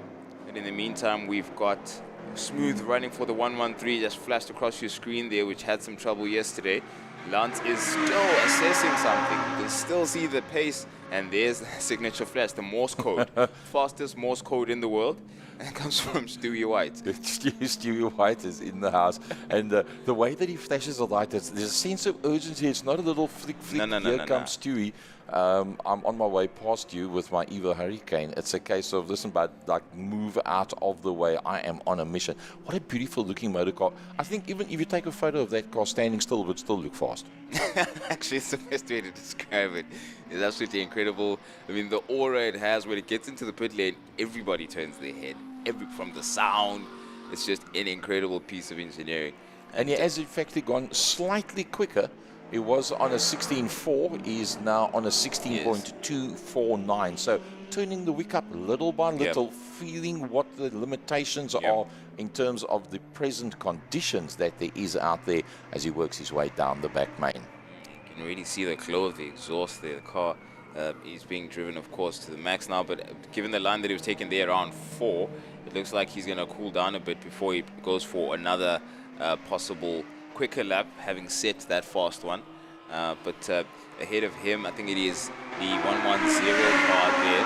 And let's have a look at the time that we have by Jeffries. Oh, it's Jeffries in the car, not Stewie White. Okay. Very nice. Okay, so if Jeffries and Stewie White flash the lights that profusely, I think the flicking button has been reinforced. Steel, carbon fiber, aluminium. Axel Jeffries learned how to flash the lights in earnest from Stewie White. So that just shows there's two very, very quick drivers, and the fact that he ran it a bit wide there as he worked their way through turn number 2. So obviously starting to push the edges a little bit and see exactly how quick he can get with that motor car. What they're doing now is what everybody's going to be watching. They are setting literally the benchmark right now for what the guys can expect for later on. 100%, and it's going to be a tough benchmark to have to maintain over the course of 6 hours, varying conditions in terms of we've gone ad infinitum about the wetness and dryness of the circuit, but we've also got the light conditions because we were racing during the night, which endurance racing offers as a unique part of the racing. It's signature and distinct to endurance racing. I think that's what brings the beauty. You can see the glow of the exhaust. We're looking right down the middle of the exhaust there. And you waiting for the red brake light glow on the disc. Just having a look at that line that was taken into the corner there now by Axel Jeffries going down into turn number 5 just before this. You see was right in the middle of the circuit. Now, when you're in a pack of cars, you tend to move towards the right-hand side to the inside. If you want to make a passing maneuver up the front main, you tend to go outside line, top end of the corner, drop it down after the apex if there's no water down the bottom, and get a better drive coming out of the corner. He chose the middle of the track, so he's now looking to see where's the best approach line, thinking that he's not going to be really in a fight with anybody at any point. It's a case of more moving the tail end around. Axel Jeffries is on the limit with that one. Coming out of 3, going through turn 4. You see that he makes it so smooth. He turns literally once and just keeps on going all the way through, staying away from those curbstones. Obviously, there's slightly less traction on the curbstones with the paint that's there, even though it's the right paint. That see there once again, going right in the middle of the circuit. It's like he's using the line. Medium apex, running it up towards the outside, not touching on the paint line, right on the edge of it. And then straight lining it from there, from that area of the circuit. That's the bus stop that he's just gone through now, which was used for a short period of time at Killarney until, there we go with the flashing lights, until such time as there was a bike accident there, and then they decided not to make use of the bus stop. Axel's going to have to explore the variety of lines he will have to take in scenarios such as that, for example, when he has to get past traffic, the Corridus Racing VW on the circuit as well. Great to see them out, our Mozambican visitors and contingent, ever fantastic present. And we've got Jonathan Thomas. I was waiting to hear what he has to offer as far as breakfast is concerned. How is your coffee with a slice 1:16 dead? That is the fastest time we've seen all morning. Yep, that's taking the 1:16.24 of Axel Jeffries on lap number 12. Thomas being out there in the 15 car, the Nova NPO2, and going just a smidgen quicker, 2/10. But over 6 hours, 2/10 is massive. It's huge. It's huge. Massive. Yep. See the line that he's taking once again. So he's practicing that same, what he classes as optimum line. Looks like he's coming up behind the Honda. Did you see that little correction there at the exit? Yeah. Now, well, that's getting the power down as quick as what you possibly can. As we have a look up the front main, and you see cars in and out of the pits all the time on that replay. Good morning, says Axel Jeffries. Get out the way. Good morning, get out the way. Oh, wow. And the brown deck car had a bit of an oopsie earlier on for the Herda in the saddle. Still is him at the moment, him with the Corridus 111 right behind him. Just having a look there and see in that Corridus who's in the car at the moment. I'll tell you now, it is Almeida in the Class C Corridus car around Cape Town corner. Also gingerly installing and getting understanding of what is going on, where to commit with 100% or where to 90% or 80. You can see the pace so far is more about gathering what's going on. And We've seen a couple of our earlier SAE competitors get back into the circuit, into the pits rather. I think the combined racing type R is back out, is back in now, trying to understand. I think there was an oopsie there at Malmesbury, so they're still gathering to understand exactly what went wrong there. And yeah, in the meantime, you can see it. You can tell, like, just the way they're moving the cars when they first introduce it to this warm-up is just to see exactly where they can push and where they can't. And at the moment, it seems that GSW VW that just passed the Corridors Racing Golf is definitely pushing in anger. It is the Franco family, of course, competing in that car. And it's David in the car at the moment. And with the Corridors, might as well be taking notes as well as they pass around him, see where they're able to push and find traction, and might as well utilize that a bit later into the session. David Franco in 6th overall, Yep. a Class C car, so the leading Class C car out there at this point, David Franco. And they've only done 9 laps so far, 131.87, and it's still the number 1 car, Axel Jeffries, that has put up the fastest lap time. But keep in mind that it was slightly drier conditions after Stewie White got out of the car. So that alone is an indication, as we are watching what's happening out on circuit now with David Franco going through turn number 5, that the conditions, even though the track to us looks like it hasn't changed, it has actually changed. Yep, and the times are telling us. And it's Franco getting past a man nicknamed as Captain Block, that is Richard van Heerden in the number 31 brown deck. It's a beautiful car, definitely beautiful, and a bit of humor to it there. Captain Block is going to be working hard, possibly studying lines, know exactly how to defend and where to defend also. So everybody's taking their notes and making sure it pays dividends. Just coming into your picture now, you'll see him coming through out of turn number 1. That was Jonathan Thomas, and he has just gone to within literally 1,000th of a second at the top of the grid. Jonathan Thomas on lap 15, a 1:16.079. 1,000th. That's like the thickness of a number plate, if that car had a number plate on it, between himself and the number 1 of Axel Jeffries, who posted that time in the exact same session that we're in now. There you see the Adcock car. That's the Nova NP02. That'll be Jonathan Thomas, Nick Adcock, Louis Maurice, Michael Stephen, all of which I think would be hoping right now that there was only 3 drivers and not 4, so that they could get more track time out there during the course of today's 6-hour round number 3 SA Endurance Series Killarney International Raceway. Indeed, Axel Jeffries, 1:16.078. Jonathan Thomas, 1:16.079. These are definitely Vodacom for you cell phone numbers, that's for sure. Arden Eveling, 86 there in the 1:16.5. Hintenhouse, 1:27, okay, testing some things. Hintenhouse had a bit of an oopsie a bit later on. That sounded strange. It did, down the home straight. What is Jono doing? That is interesting. It was almost like a missed gear on the 15 modal entry. That sounded pretty strange. Let's hope that everything is good, because this is one of the main contenders. Can anybody really go, ooh, oh, that's pretty interesting. If you think there's only 1,000th of a second in it, that is probably the only real term situation where you can go one-on-one with Zolile Letlaka, Stewie White, and Axel Jeffries. 100%. And with the switch up now, I think it is there, Letlaka in that Inter-Africa car that just got into the fray there. The Alteza also back, as Jono Thomas will have to navigate around turn 4. That'll slow him down. Yeah. Definitely would compromise the lap that he was on there, and he will be aware of a red flag. We've got red flags waved here just before Cape Town corner. The marshals have been alerted of something around the circuit that warrants another stop. It's the second red flag we've had in our morning's warm-up for the SAE. Oh my goodness, this is a warm-up. It is the 113 of Garcia, and I think it was, let's see who's in the car at the moment. Betancourt. It was Betancourt Garcia as well. His teammates, oh man, so much work has gone into this car last night.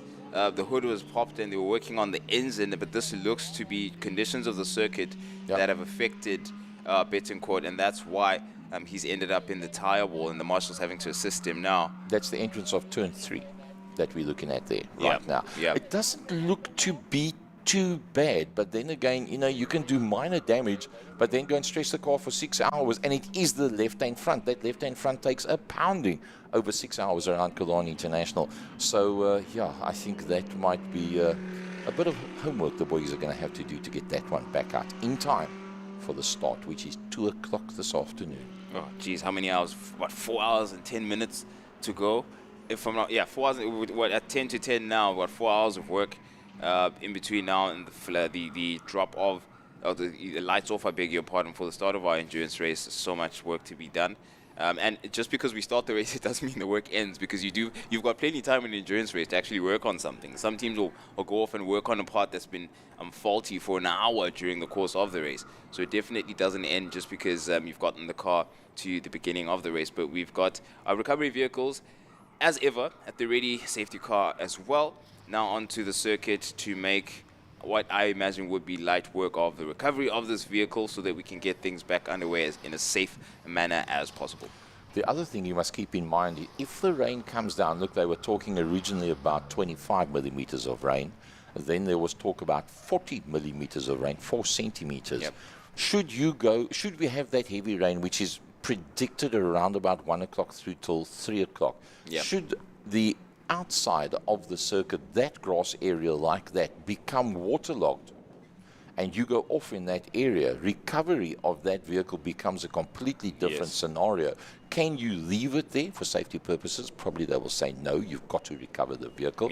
And that would then change the whole shape of how long a recovery actually takes if those areas get waterlogged. Talking about these backdraft roadsters, it comes with a stock Lexus V8 1UZ motor in there, a BMW 5-speed manual gearbox, fiberglass body, as opposed to some of the cars which are running carbon fiber, so they're still with the fiberglass there. All the cars are the same. You can rent them to race or purchase, as it is the cheapest national endurance class to race in. Hence the fact that we see so many of these backdraft roadsters out on circuit. It weighs 1 ton, so that makes it 200 kilograms lighter than the Lamborghini Hurricane GT3 Evo 2.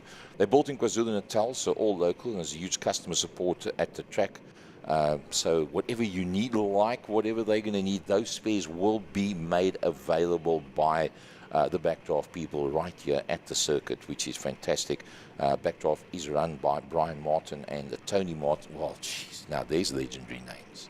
Brian and Tony Martin. That goes back to the days of Sorrel van der Merwe, racing overseas with a creepy crawly Porsche back in the day. So interesting stuff. Just a bit of information that's brought from our racing guru, Mr. Stephen Koenig. It's got all the necessary info on all these different types of vehicles. And that's why I love to call him Steve Cyclopedia or Encyclostevia, depending on at which point of the endurance race we're at. And there is a recovery well underway. And as you said, when pointed out, Gary, at the moment it stands to be a relatively easy recovery.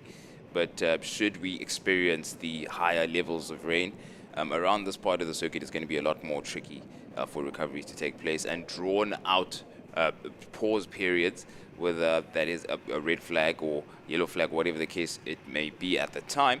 Full safety car conditions will then create a different prospect, a reset of the race if we're at the halfway mark, which also now is a competitive prospect because you have to reach halfway race distance to score a quarter any of points.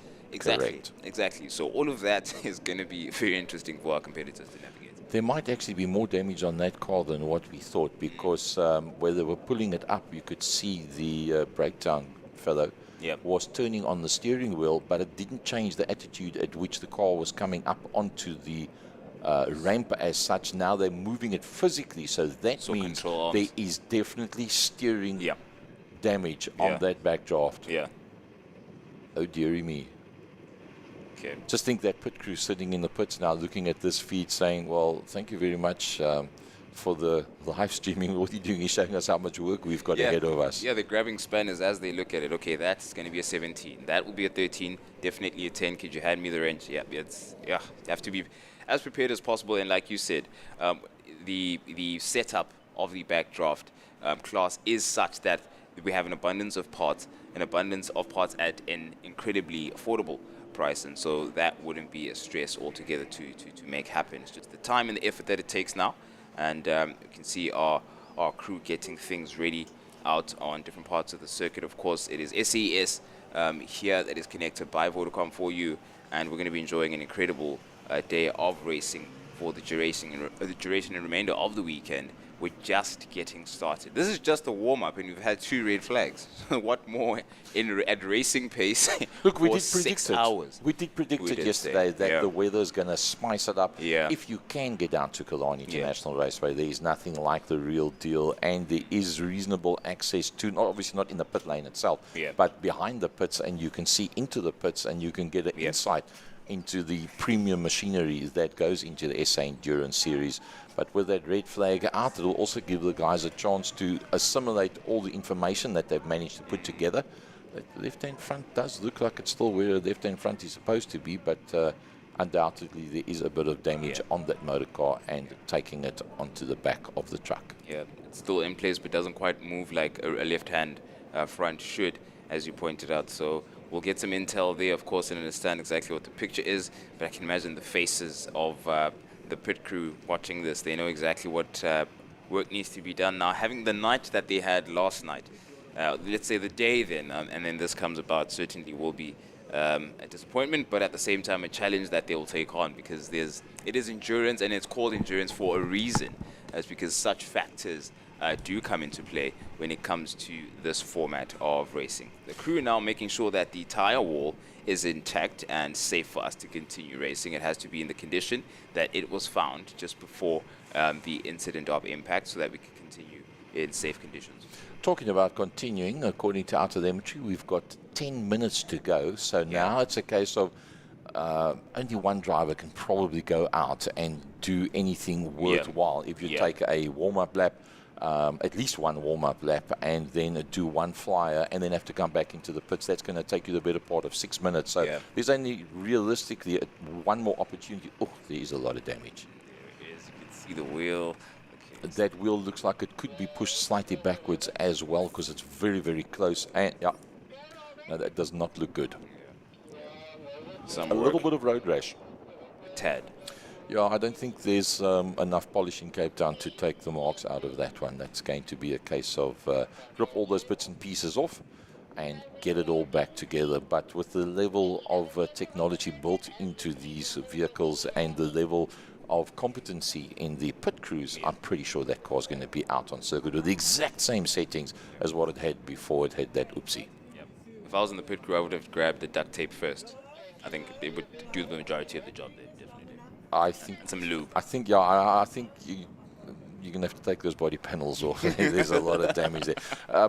Big up there, a thumbs up to the Killarney Marshals doing duty for SA Endurance Series for 2025, and their quick response. See the safety cars out there as well. Piet van der Walt, that's in that one, and he'll be doing the necessaries there as well.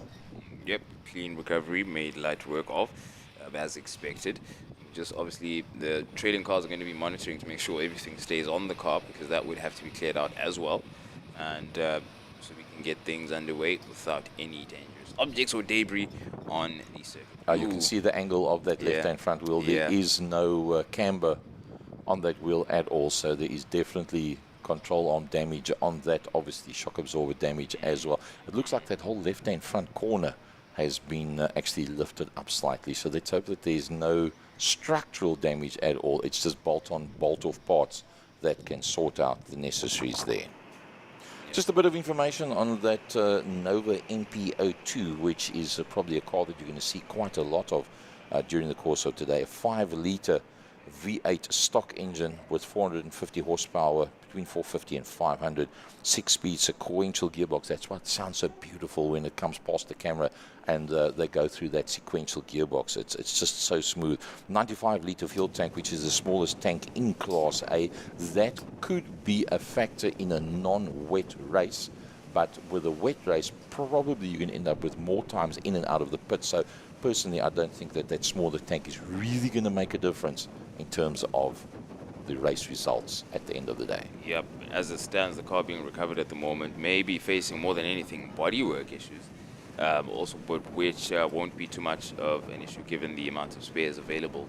But we also need, I think, on the ground intel is the best, and there's nothing like that for us to understand exactly how much work it takes for the crew to actually get underway, because for now we can only surmise exactly what needs to be done. But we're almost at the trailing end of the recovery of this vehicle as the car now approaches Cape Town corner, and not too long from now we'll have the resumption of normal running. But we were running down the clock. I mean, we were 10 minutes to go, and that's the car being recovered. With 10 minutes to go, as Steve Koenig now joins me, as just to understand, help me understand also exactly what kind of work it takes for this type of car to be. I mean, we have the famed efficiency of the backdraft setup and how there's so much work that goes behind putting these cars together, and the relative ease with which it can be done, or let's say the affordability and within reach nature of this class. But in a situation like this, what are we looking at, Steve? So with the Backdraft team, they will be looking to get that car off the truck, go and jack up and see what's happening with the front suspension, see what's gone and been damaged, see if the steering arms have been damaged, replace them. Those are bolt-on, bolt-off parts they have actually in the truck itself. In terms of the front diffuser, that's easy. They have got so far about 5 of them that's just laying on the top ready to go. Common things to break if you're going off circuit. So that's going to be a bolt-on, bolt-off part. And the bodywork is only going to be the issue. That they don't have a spare of. But with a bit of fiberglass, a bit of duct tape, it's going to sort it out. I do think the team will get all hands on deck. You'll have roughly like 7 people diving into the car. The drivers, who are the customers on this, they don't actually own that car, will take a step back. They'll go to the hospitality area and get brought into the fray. Yep. Well, there you have it, as some of our bike competitors get ready to get things on the way, because we do have the MRSSA race coming up, and as it stands, we've seen quite a fair share of the four-wheeled action that we have, but for now we're going to switch things over and see what the two-wheeled competitors have to offer for us. That being said, we're going to bring in our two-wheel enthusiast, former runner-up of 2024 for the SBK 1000, a rider coach, a rider that is also gone and moved right the way forward in motorcycle racing from junior classes to the 1000s, and still teaches from young to old, and now taking a chance behind the mic. Timber Kamalu, welcome to the commentary booth. Fantastic to have you. This time a little bit different. You were just on the likes of these motorcycles a little bit earlier on in the season, now standing and going and watching your mates race. Bit of a change of pace for me, Stephen. Good morning to our viewers at home. As you can see on track, it is wet out there. Going to be an interesting challenge for our riders today.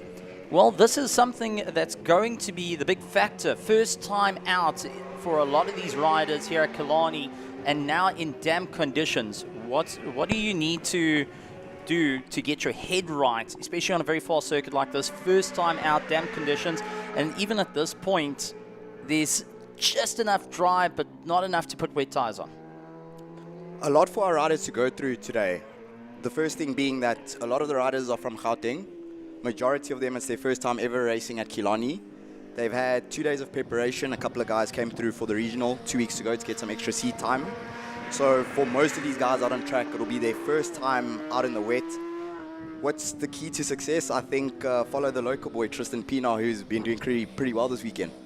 That's it, and Tristan actually making a big runaway in race 1 yesterday, hoping to replicate it yet again. Damien Perficati, a name that is well known to everyone. The Perficati family, quite a huge team, a family-orientated team, and racing on a variety of bikes over the course of years.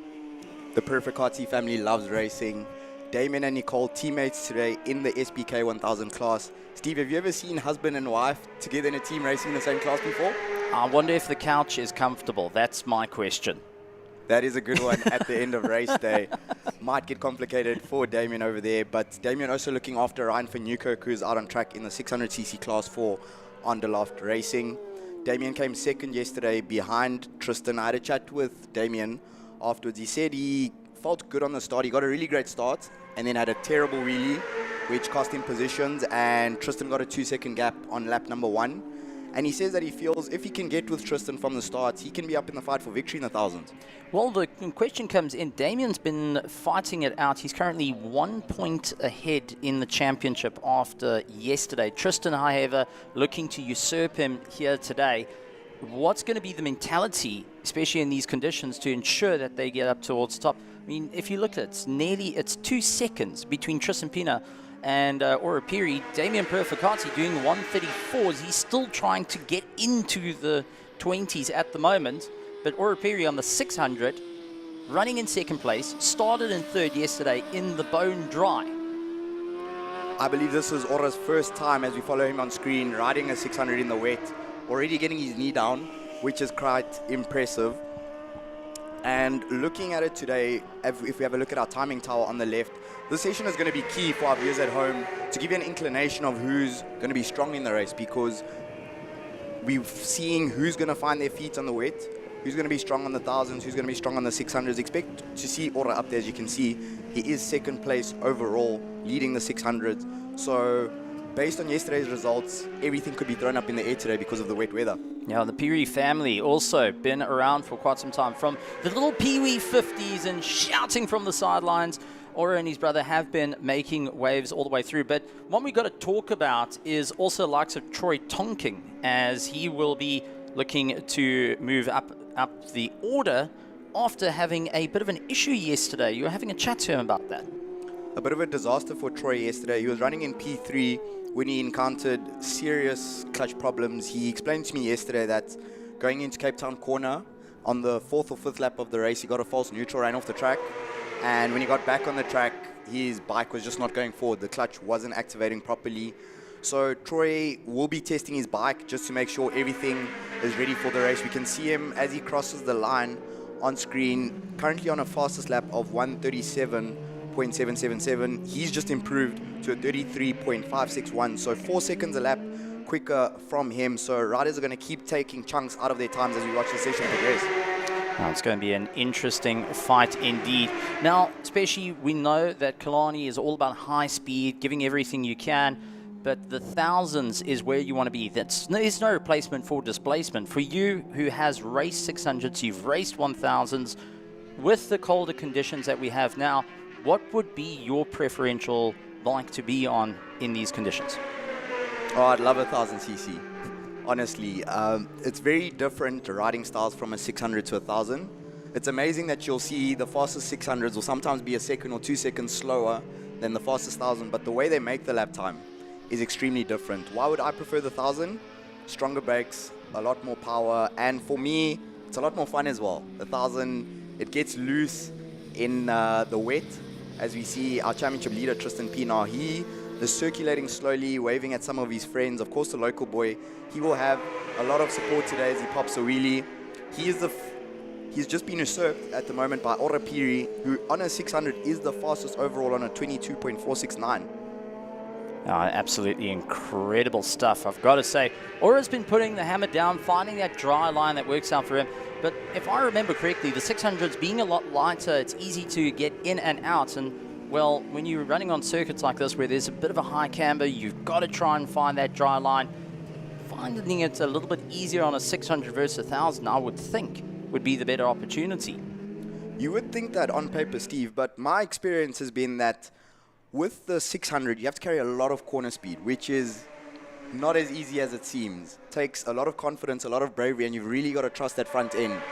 The 1000 is a bit easier because you make up your time on the braking and on the corner exit. So my strength was always hard braking, and it's something easier to improve on, and there's a bit less risk compared to trying to carry more corner speed. And especially in these wet conditions now on the 600s, the guys are going to be trying to make up corner speed, but it's important for the guys to get an understanding of how much grip there is, because the grip levels are going to be changing. It rained quite a bit this morning. We saw the rain stop, the track got dry, and then 2 minutes before the session, it started drizzling again.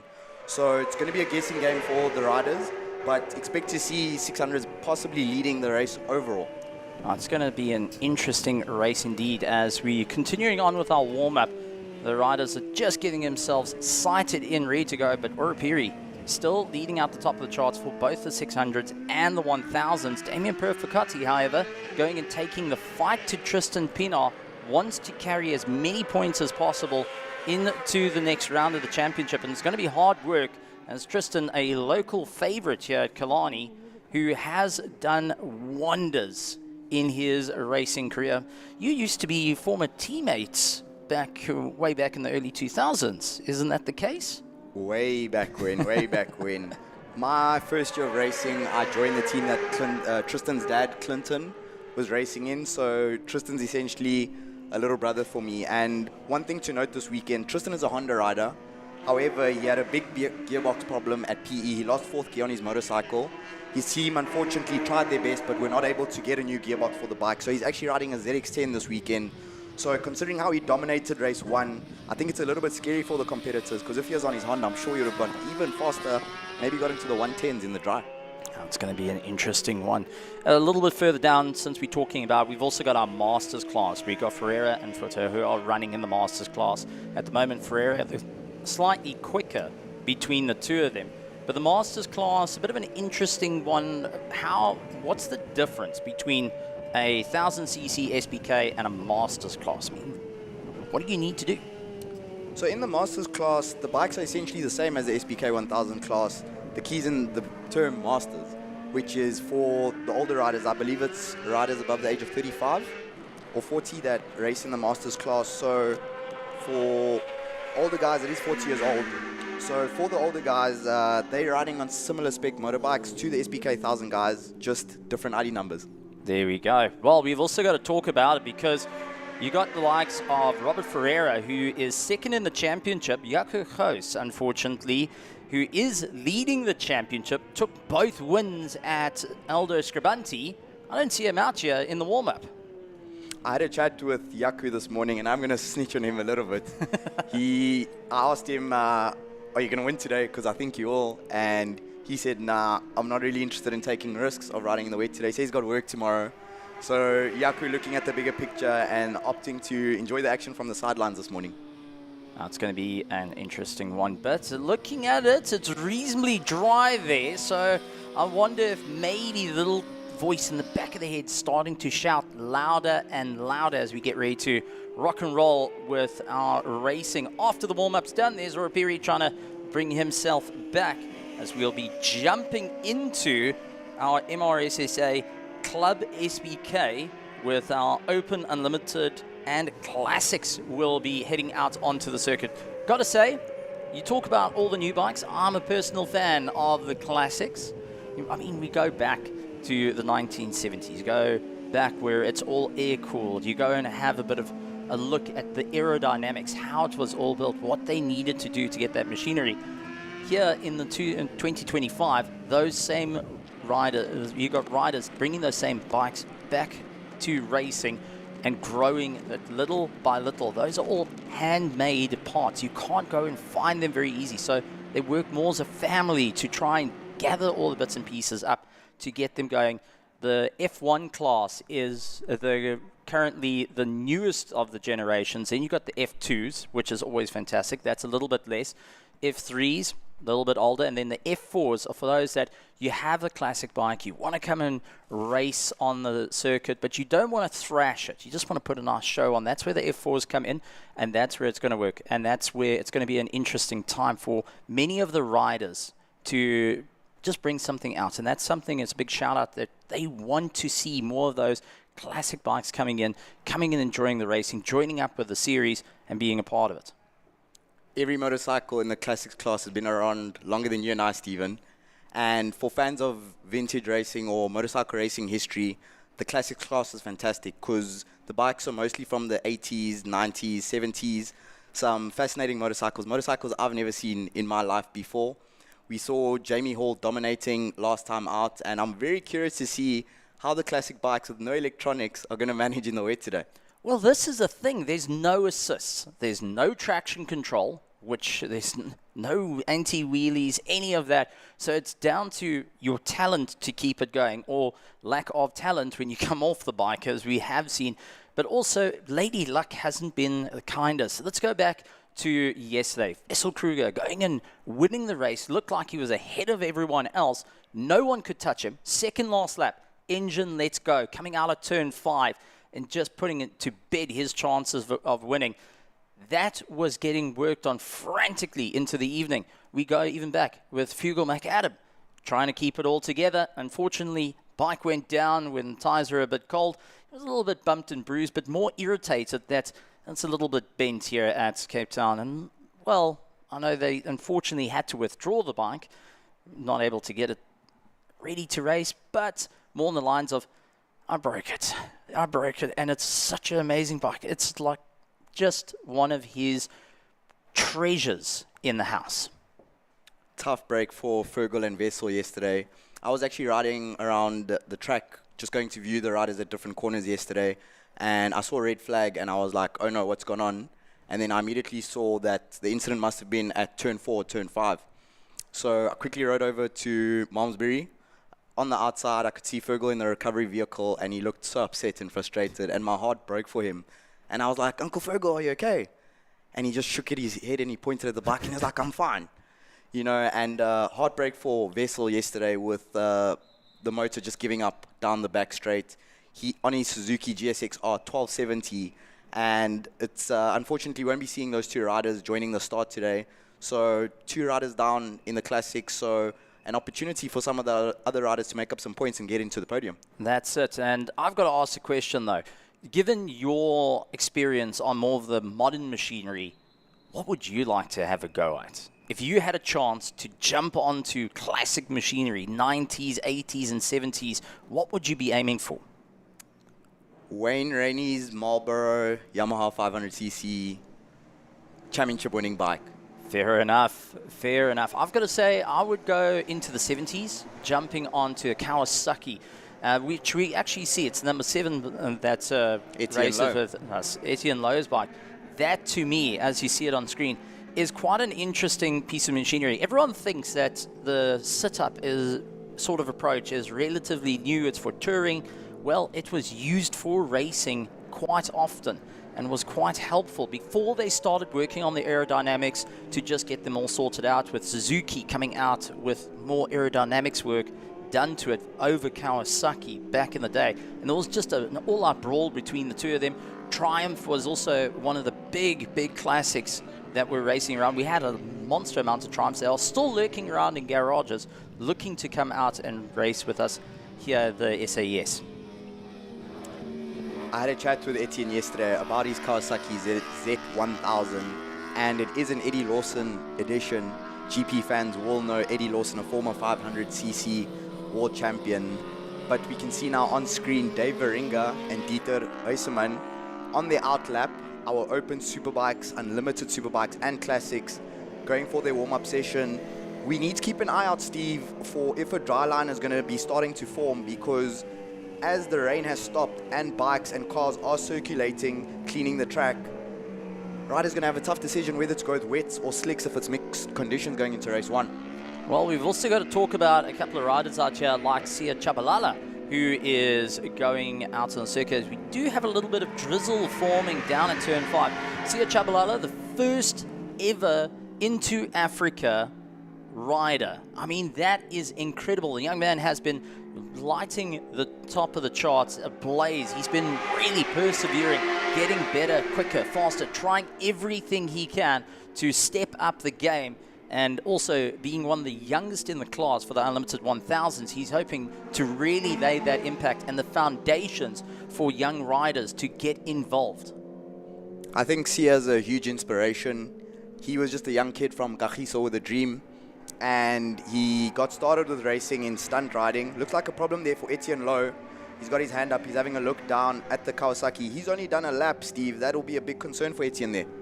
Now, this is going to be a bit of an interesting one. I wonder if he's just trying to make sure everything's okay. Remember, he's on a naturally aspirated, air-cooled. So a little bit of work can be done into his idles and try and get the fueling right, whether it needs to be more rich or lean, depending on how it's going. and that does play into it. No electronics, you just got to have to listen by ear, try and put your hand down towards the motor and work on. But there is here for the Inter-Africa, blasting his way through and not hanging back at all. For a youngster out here at Killarney, going and really making an impact, he's wanting to show off the Inter-Africa spirit by being at the top of the charts with a 1 minute 25.083, but he's going to have to really try and keep ahead of a long-term rider of likes of David Faringa. Stunning performance in this morning warm-up from Sia. We could just see him there on his blue Inter-Africa Racing Yamaha, rider number 19. Sia at the moment is 18.5 seconds a lap quicker than second place. Sia on a 25.0, Dave Faringa in second place on a 38.3. What makes this really impressive as we take another look at Sia finding his feet is that this is Sia's first ever time riding 1000cc in the rain, first time riding wet tires on 1000. His only previous experience of wet weather riding was on a Yamaha R3, so to go from around 40 horsepower to 200 in the wet is quite impressive, and he's looking really comfortable out there. If he can replicate this performance in the race, he's surely the favorite for victory. Now, we've got to ask, Unlimited 1000, we had the SBK 1000s out earlier. What's the difference between the two? How do you get into these classes? I mean, we've got MRSSA Club SBK for any that are relatively new to the riding scene, for those that are first time looking at all the action. So, looking at it for the Unlimited 1000s versus the previous. Now, we do have a little bit of rain coming down. What's the difference between the SBK 1000 and the Unlimited 1000 that Sia's on? So we essentially have three tiers on the Superbike 1000cc classes. There's open Superbikes, which you'd consider novice. Fans of past racing you could think of it as a breakfast run class, because that used to be the entry level class. Then once you become one of the top runners in open Superbikes, there is a lap time breakout where if you essentially become too fast, you will be bumped up to the Unlimited 1000 class, which is the intermediate, and the top Unlimited riders will then graduate to the SBK 1000, which is the best riders in the country. Now, something interesting on screen there, Stephen, that is Ryan van Nieuwkerk. Ryan is one of the 600cc riders. We didn't see him out on track in the 600 warm-up. Ryan been suffering with bike problems throughout the weekend. Of course, we saw his bike catch fire in PE last time around, and he's had a rough go of it of late. So I think with Ryan, they probably didn't have his bike ready for the morning warm-up in his class, so he's trying to get some seat time now during the open Superbike session to prepare for his 600 race. And we're hearing the rain starting to come down a little bit more, and most of these riders are out on slicks. This is not going to be a comfortable situation for any of it. You haven't got a lot to work with these tires, and now it's constantly ebbing and flowing between cold, damp condition. As it starts to dry up, it gets greasy again. As a rider, what goes through your head? How are you going to plan this out? We can see Ryan van Nieuwkerk again there with the pink leathers on screen. This is a very difficult situation for the riders because the track has been getting progressively drier and drier, and we can see the rain just started falling heavily a couple of moments ago and it's immediately stopped. So that is going to be something to keep an eye out as we see Martin Parry on screen. He's on a Kawasaki ZX-10, rider number 60 there with the white shoey helmet. So grip levels are basically changing from lap to lap, similar to motocross, because the motocross track changes corner to corner, lap by lap. So our riders are going to have to be extremely careful, because braking at the 100-meter board on lap 1 may work, but by the time you get to lap 3, it could be wetter, brake in the same place, and you could go down. It's going to be an interesting fight indeed. At the moment, Jamie Hall in second place with a 132.6, trying to move his way up. He's on one of the classics and going to be fighting it out amongst more of the modern machinery that's over 20 years older than his, which is quite exciting to think about. You think that's pretty much having a grade 7 versus a grade 11 at that point. But I've got to say, I'm looking forward to seeing how the race works out. Now, Sia leads out the Unlimited SBK. He took both wins at SWAT Corps. However, round 2 at Alder Scribanti, wasn't quite his moment for race 1 and race 2, looking to make a big impact here for the championship. And as we know, based on last year's 2024 MRSSA, it came down to a single point that was separating the likes of the Unlimited 1000s, the likes of the SBK 1000s. You landed up missing out the championship also at one point with just 2 points in hand. Points make prizes, Steve. It's critical, and one of my favorite sayings from racing is you've got to be there, which is true for most of life. As we take another look at Martin Parry on his ZX10. In the open superbikes, Clive Turnbull, currently 4th overall, is fastest in our warm-up session this morning so far. He's on a 36.404. Dieter Huisaman, only 0.3 behind him, and Nkululeko Majola is on a 140.0. So it looks like Turnbull and Huisaman, of course, is ZX10 Masters Cup rider. They will be fighting it out for victory if it stays wet in Open Superbikes Race 1. It's going to be a rather exciting time. At top speed that you would be heading down the back straight. So then we always talk about the cars, 265 kilometers an hour in a GT3 car. Out on 2 wheels, back straight, what are we looking at in dry conditions? In dry conditions on a superbike, just below 280 going into Cape Town corner. Okay, I'm going to stick to 4 wheels, you stick to 2 wheels. That sounds absolutely mental. And for a rider, it's just quite a hectic thing, because you might think, oh well, you're sitting on the engine, you put the power down, that's it. But there's so much that goes into it. Balance comes in. Make sure that your angle's right so you're not going and falling off. A lot of people think the more that you lean, the less traction you're going to get. But due to the nature of the tire being almost like a V, the side actually gives you more traction than being center, if I'm correct in saying that. It's a case of management. The thing with the wets is that, of course, we have the treaded tires to disperse water, which will give us more grip to get more of the tire touching the tarmac, because if you are out on a slick tire, essentially the water's between the tire and the tar, which then leads to aquaplaning, where once a bike starts aquaplaning, you have zero control. But it's very interesting to see what's happening with the weather at the moment, because we are sat on top of the pit straight from our commentary post, and you can see the rain falling harder, falling less, falling harder, falling less. Sia Shabalala is still improving despite the rain falling. He is now down to a 24.411. He is 7.3 seconds ahead of Dave Varinga, who came 3rd place in yesterday's Unlimited 1000 SBK race number 1. And our race winner yesterday in the Unlimiteds, Jordan King, he has only just gone out and completed his first flying lap. Possibly some problems there for Jordan, because it's only a 10-minute session, so it's a bit surprising to me that he's gone out so late, because as you can see, the checkered flag has fallen. Jordan only on a 146.8 at the moment, which is 22.4 seconds behind the fastest lap of Shabalala. So Shabalala will be going into race number 2 very confident, considering as things stand, he's got 7 seconds per lap in the back pocket. It's going to be a tough one, I think, for many of the riders to try and figure out what's going to be the main story here as it all unfolds for round 3 of the South African Endurance Series and round 3 of the MRSSA. Clive Turnbull on the 27, now trying to pick it up a little bit more, seeing what he can do, and will be sorting himself out to get into pit lane, but just wants to get a little bit more pace out, get a little bit more comfortable with the conditions, considering it's been so varied over the course of 10 minutes. Clive Turnbull, unfortunately, had a crash yesterday, and so he's making sure that that bike is okay.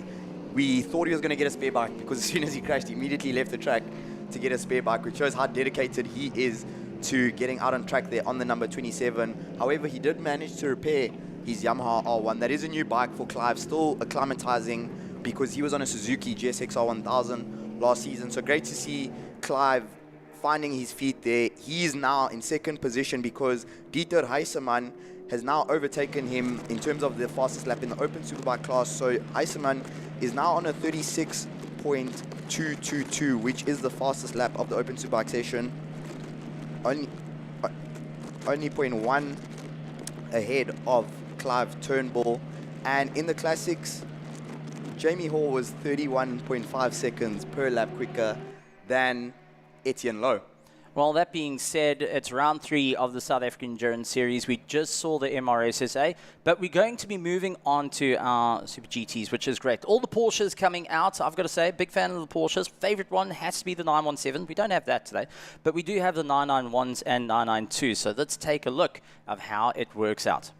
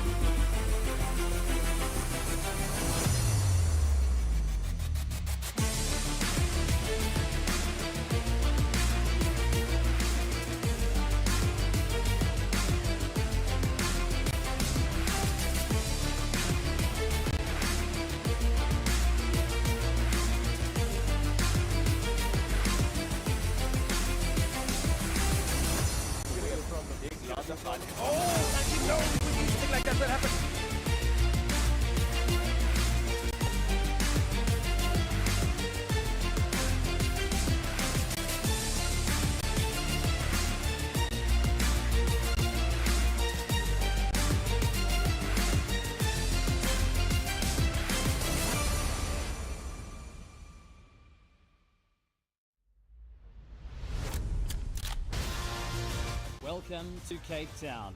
Welcome to the Mother City, home of the Penguins and home to Seal Island. This popular tourist attraction out in the coastal region is promising to wine and dine you with some of the best sights and sounds of Africa, and is home to round 3 of the South African Endurance Series.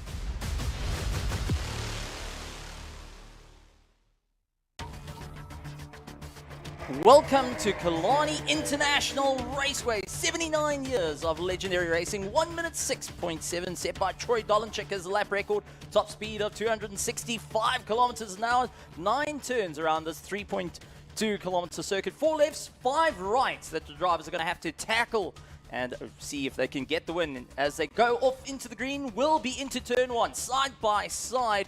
Hard work as a long left-hander greets them, charging down a short straight, little bit of a bump into the right-hander. Side-by-side moments can happen, but you got to be brave as you get your line right through the kink. Long right-hander to just go and keep it all in order before you get to the double right after. Heading down the long back straight, expecting 265 kilometers now before you slam onto the anchors up the embanked final corner. And this is where you got to get the drive down the main straight to ensure victory here at Killarney.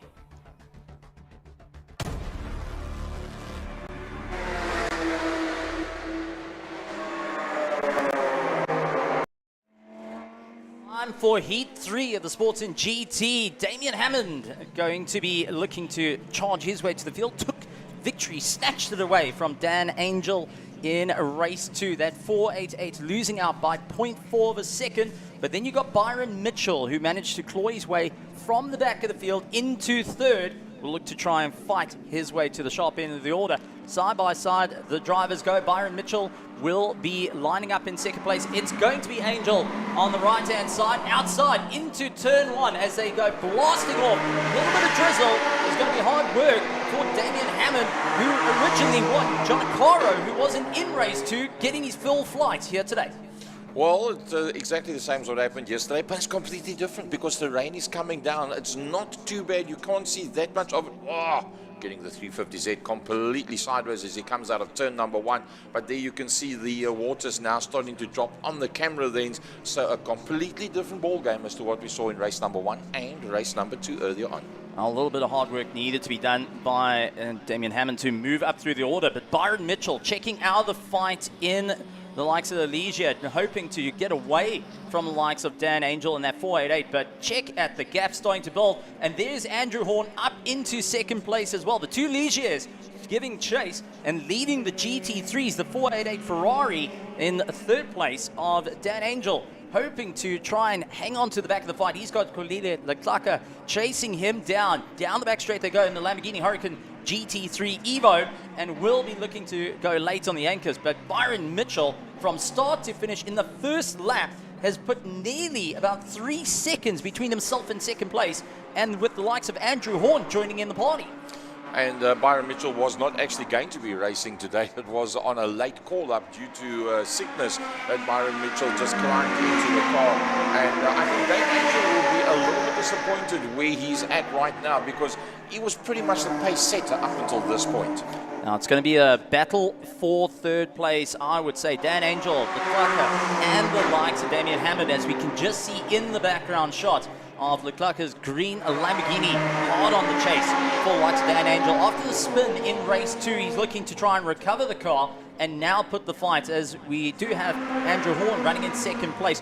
Not too far ahead of the two, but hoping that the GT3s will keep each other busy for the next 9 laps. Oh, if they keep one another busy, it just makes it a little bit easier to concentrate on the different conditions as the conditions change. But we have seen the Angel and the Leclerc cars go one-on-one down the back main on numerous different occasions, and there's nothing in it in terms of straight line speed. It's going to go around about what's happening under braking and through the corners and getting the better drive out of the corner for that fight for third and fourth position. Now, Byron Mitchell still opening up the gap. First lap was nearly 5 seconds away as he makes his way through. Andrew Horn playing a little bit of catch-up, and just in the background shot you could see the GT3s of Dan Angel, Leclerc, and Hammond all closing up on one another. That's the fight we want to keep an eye on. Down for third, fourth, and fifth place. Justin Lorbriger keeping ahead of the 350Z of Grief in seventh place. Janakaro, who is moving his way up through the order, started dead last with that Nissan GTR Nismo coming all the way, and it's quite an interesting little car. It's from back in Bathurst 12 hour. It actually took the victory in the PlayStation Gran Turismo Academy colors. But we got currently on screen, that is our leader, Byron Mitchell, absolutely blasting his way through. This is the newer generation of the Ligier, and Andrew Horn has got the older. So the carbon fiber Monarch is being used over here by Byron Mitchell. The aluminium tub, however, is being used by the likes of Horn, both have gone through the likes of the Just for Sleep team. The Rico Barlow's originally owned them and's been moved on. Well, as you're saying, the newer generation car. And Byron Mitchell's pretty much the newer generation driver as well.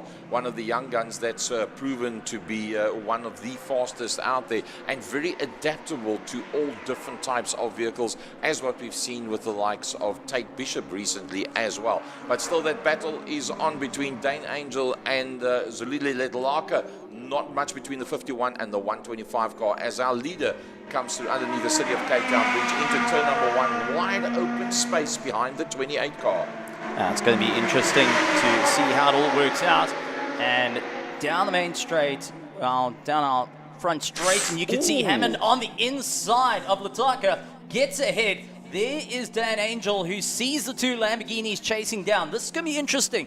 488 Ferrari, V8 power, trying to make its way through the Super Trofeo, which is more of a challenge car compared to its GT3 counterpart. Right behind it of the GT3 Hurricane of Lataka, the Inter-Africa, now having to go really late on the brakes to just try and figure out how to get past Hammond. Couldn't get it right, and now Hammond into the mix of the likes of Angel. This is a fight for third place, and rather even machinery between them. The most modern of all the cars, however, is the Super Trofeo. Second to that would be the Inter-Africa of Lataka, and the oldest of the trio would be the 488 Ferrari of Angel, who's keeping just ahead. Looks to the inside for a little bit of a defense into turn 5, gets back to the middle of the circuit, and instantly it is going to be Hammond on the inside, gets it a little bit loose in the wet. Dane Angel looked like he was quite prepared to close off that inside line, got a little bit confident, moved it towards the outside, going down into Cape Town corner, then realized, hold on a second, Damon Hammond is not taking no for an answer, then was forced to close off that line as they come down towards turn number 1, and Angel's under a lot of pressure. 3 very similar, and he's going to go around the outside. He's found the grip around the outside. They're going to be side by side. No, he's going to do it before the exit of the corner, and that puts him exactly where, oh God, the tail's starting to move around. Angel trying to get the power down a little bit too quick, and it's now going to be a turnaround with Angel is going to find himself under a whole bunch of pressure to stay in that third position. Oh, here is the overtake around the outside, squeezing the likes of Hammond, the likes of Angel right up against the curb, and that is now Hammond up, and Lataka going and capitalizing as Angel got a little bit squirrely under braking, and that allowed him to get on the power, get a little bit more drive, and you can see the gap starting to build. One critical mistake going and taking him out of the running order, but however, we starting to get into traffic, and this is going to close things up a little bit more. Yeah, Byron Mitchell's going to be the first man that's going to get into the traffic, but having done what he's done so far, it looks like the Likumali 57 entry is going to be into the traffic pretty quickly as well. So there's a big difference, speed differentiation between the fastest and the slowest, and well, that's going to make for interesting viewing. Now late on the brakes as Buerta minding out of the way, seeing how this fight's going to break out. And it is all going to be Damian Hammond trying everything he can to keep his way through the order. Instantly, it's going to be Leclerc looking to capitalize as they go on the inside of Swayfindler in that Nissan 350Z. It's going to be a hard on the power to move their way up in the order. Well, there's our leader as he works his way through. Sorrel Sweep, he's got through that initial bunch of traffic, got the hammer down. Byron Mitchell, flat foot down the back straight. Look at the trees, you can see the wind has come up quite a bit, but the sleek bodywork of that motor car's not going to affect Byron Mitchell that much. He's got lights ablaze as he works his way through Sport and GT race number 3, SA Endurance Series, right here at Killarney International Raceway. Rain or shine, doesn't matter. It's hot out there on circuit. That's going to be a chase of note, but time starting to come off more and more. Different variety of cars in here. We've got our sports prototypes that are out on circuit, such as Byron Mitchell, Andrew Horn, and also you take a look at more of the GT cars. That's Damian Hammond, Leclerc, Dan Angel, Giancarlo, Wayne Roach, who's in the Gallardo. Yellow flag starting to be shown, however, as we do have one car off into the dirt. That is Kriff with the 350 stuck on the inside of turn 2. Now, normally they... Oh, look how heavy the rain's coming down. Normally they would not stop a race because it's very difficult to go off the circuit and get tangled up with a car that's on the inside of turn number 2, as we watch our leader, Byron Mitchell, who had the fastest lap up until a couple of seconds ago. He was on a 1:18.757. Zulile Ledlaka says, good morning, Cape Town, a 1:18.63. And that in fourth position as the rain comes pelting down at Killarney International. Everybody runs for cover. Now the question is, who's out on slicks and who's out on wets and who's on semis, because this changes things up. And unfortunately, going to slow the pace down. Byron Mitchell taking it very easy into turn 5 as it's bucketing down here at Killarney. This is the rain everyone's been waiting for. Yep. And take a look at the rooster tail as he goes underneath the bridge. Well, if you're on slicks right now, you will see it immediately in the lap times. I think that that's Lili Ledlaka, who's now up to third position in that 1:18.63, is probably going to be the fastest lap overall, because even there on the screen you can see, look at that rooster tail as he works his way down underneath the city of Cape Town Bridge towards turn number 1, and everybody's slowed down phenomenally. You could even get rivers of water just outside there where you're looking now as you come out of turn 2, and then as you got the undulation going, you're into turn number 3. That is the 2 spots where if it rains very heavy that you will get water. The other thing is on the inside of the apex of turn number 5 that our leader Byron Mitchell is going to be going down to in not too distant future. Should it rain consistently and heavily, there's a possibility of a buildup of water, traffic in front. Now 3 laps to go. Tristan de Norbrigge trying to get past the likes of Jay Mudley, and does so. That Porsche came in very, very slow, but it does tell me he's out on slicks and just looking to try and keep it all together. The luxury of being in a GT car like your GT3s, you can turn up the traction control, turn up the ABS in your 5. For unfortunately in the Ligiers and such, there is no ABS and traction control to save you, but there is that absolute rooster tail. Byron Mitchell can't see a darn thing. Tristan Nortbrigger hasn't even got his windscreen wipers working, and he's just trying to feel his way through. But Byron not slowing down in the fight. However, it is looking like we do have a change up for position, as many of the drivers figuring out what they can do. The Clarker in third place will have to try and break away from Dan Angel. Giannicaro up into 5th, but it's Tristan de Norbrigge ahead of Wayne Roach. Well, I see Damien Hammond has in fact dropped into the 13th position. There's a DQ opposite the 57 as we keep an eye on our lead man, Byron Mitchell, multi-talented. He's done a fair amount of endurance racing linked with Peter van der Spey in the past, and I think we are down to just 2 laps right now. Now 2 laps to go, and here is a shot of Byron Mitchell making his way around, gets a little bit out of shape, standing on the power. One thing, the undulations in the circuit plus water makes it so difficult to keep going, and it is going to be Buerta going and allowing Byron Mitchell to go through, taking yet another lap. Mitchell back onto the power, will be ensuring he starts his final lap, and I think for many of the drivers they'll be quite thankful about it.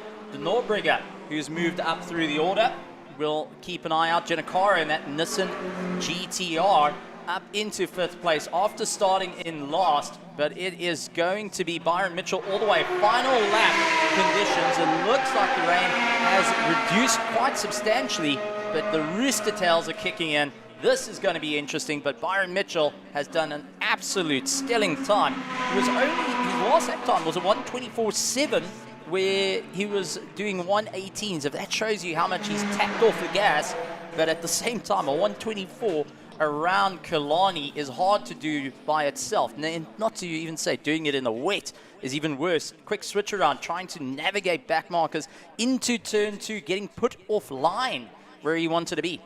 Well, he's got a massive, massive gap on everybody else. So I think it's purely the experience, and he knows this track very well. Coming up behind the skyline, he'll get a nice clean run up on the inside of the skyline as he works his way down towards turn number 5.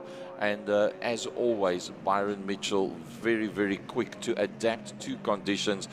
Probably one of the best young guns out there in this form of motorsport as he navigates Cape Town corner and works his way back up towards the start-finish line. Look at that rooster tail coming up behind that car as the aerodynamics just lifts the water and throws it up into the air. That's what's going to help us in the latter stages to pick up the amount of water that is out there as they've come across the line for the checkered flag. Byron Mitchell takes that win. And I'm sure he and the crew will be super chuffed with that one. Changing conditions from a light rain, dry track to a drizzle to a massive downpour. And he was effective all the way through, having just got past Killarney just before he went across the line. Now, so Byron Mitchell going and taking the win. Andrew Horn in second place, managing to break away from the GT3s. It is Kulile Lataka who's up into third. Dan Angel in fourth place. Jeannie Giannacaro taking that fifth place. Tristan de Norbrugge in the BMW taking sixth. Swavlin Findelder is running in seventh. Solomon in eighth. Mudley in ninth place. Wayne Roach in 10th. Buerta takes 11th. Krief, who was stopped on the inside at turn 2. We did see him going and park there, but running on circuit, did cross the line. Damien Hammond rounding out the pack. I've got a funny feeling he went and pulled into the pits. I think it was a pretty good run towards the end there by Swanefelder as well, going up to 7th. I think he'll be pretty happy with that. That being said, that brings the closing race done and dusted for our Sports and GT for here at the South African Endurance Series, round 3 here at Killarney.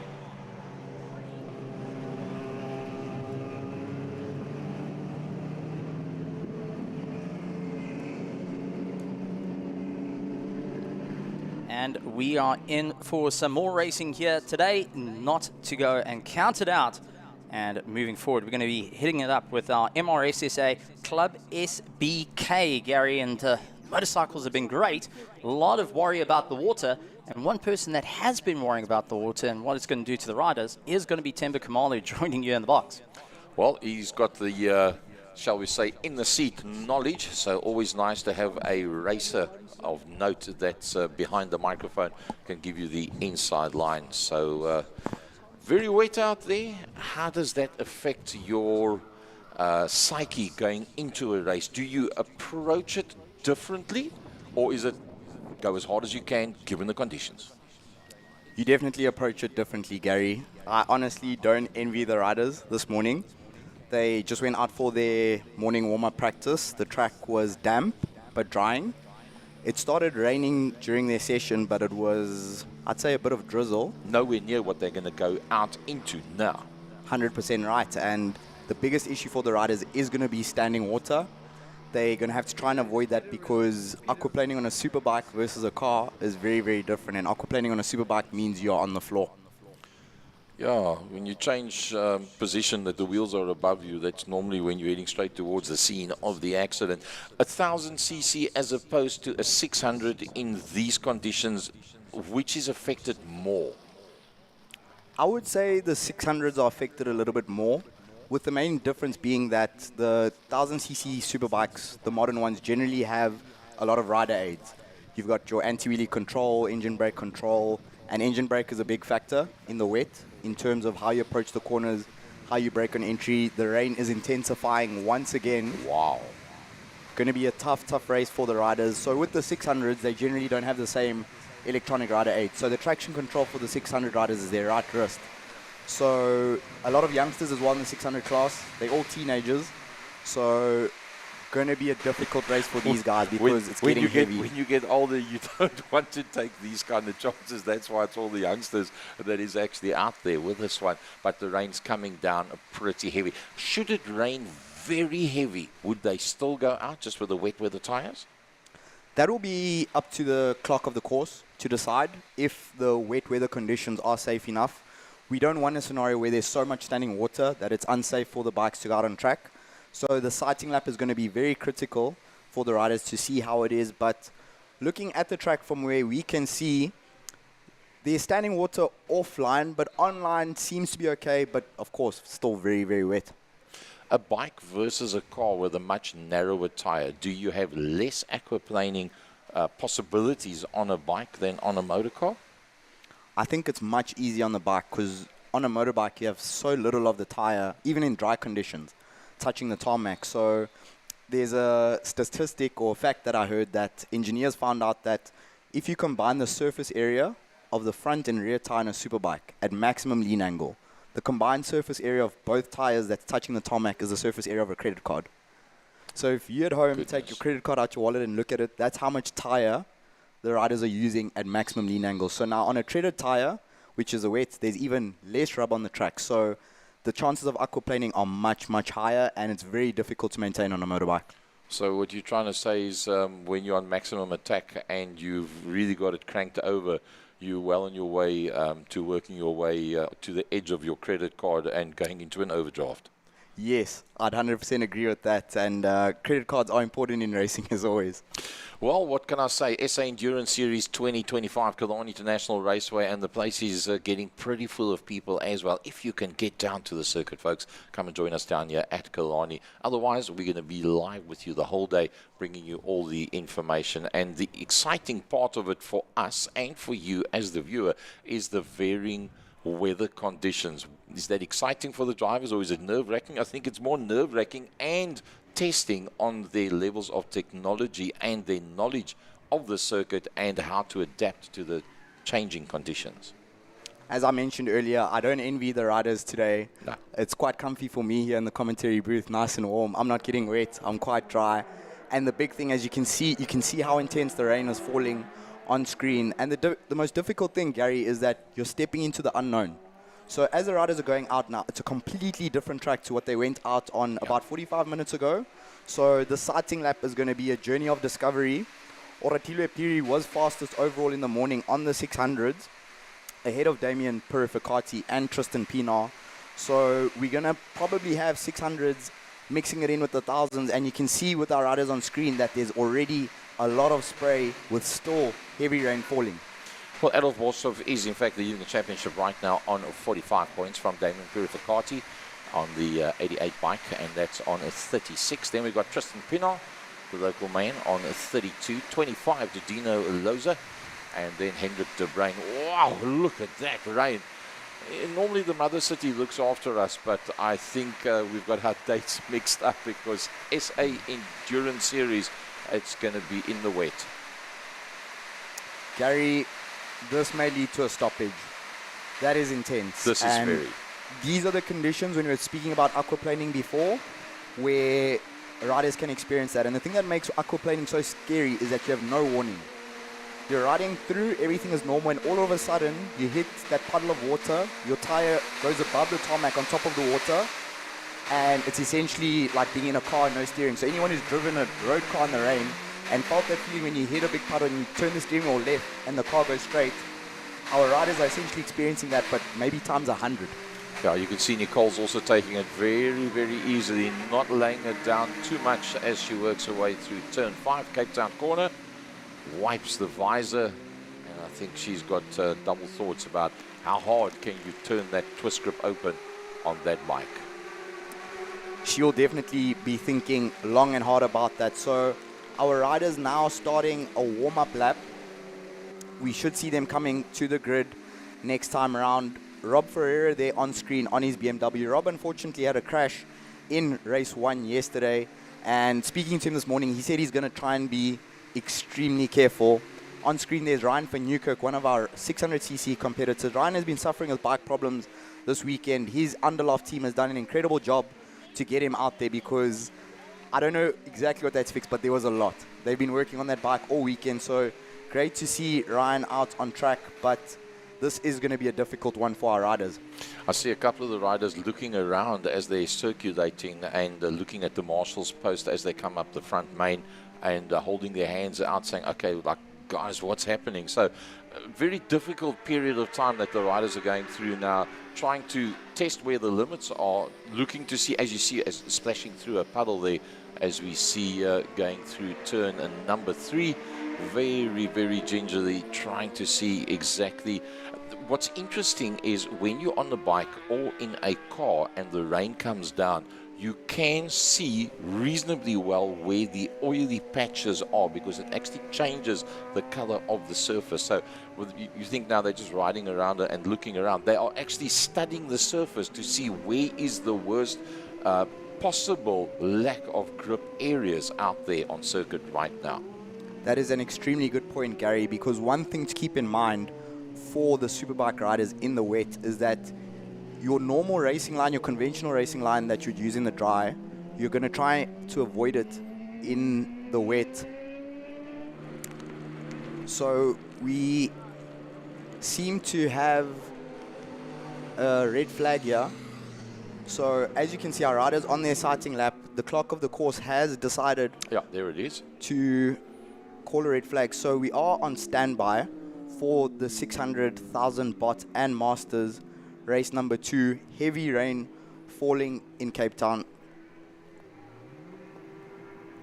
Our riders lining up on the grid as we wait to see how the situation will unfold.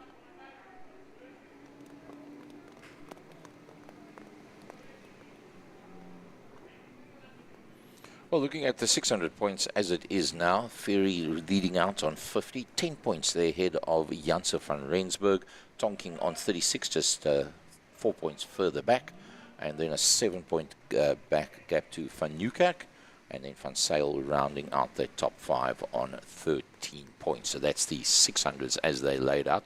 So now we're going to have to just wait, look and listen and see how this one's going to play itself out.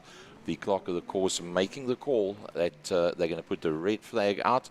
And having said that, exactly what we were saying yesterday in the earlier part of our transmission is that we're expecting the rain to come and go on a regular basis. And having put the red flag out, the rain stops. Murphy's Law. Murphy's Law. At work. And we're going to go through a bit of housekeeping, Gary, as we wait for race number 2 to begin. In the morning warm-up session this morning, Oratilwe Piri was fastest overall in the 600 class and amongst the 1000 cc's as well. He did a 20.9. He was 1.4 seconds quicker than Damien Perfecati on his BMW, was on a 22.4. Tristan Pienaar, our race 1 winner in the Superbikes yesterday, was not a long way behind on a 23.0. Troy Tonkin did a 30.1, so he's got a bit of work to do to catch up to Oratilwe Piri in the 600 competition. We didn't see Ryan van Nieuwkerk in the morning warm-up, so anything is possible with him. But it looks like we will be going racing shortly. Yeah, it looks like it. It looks like it's all good to go.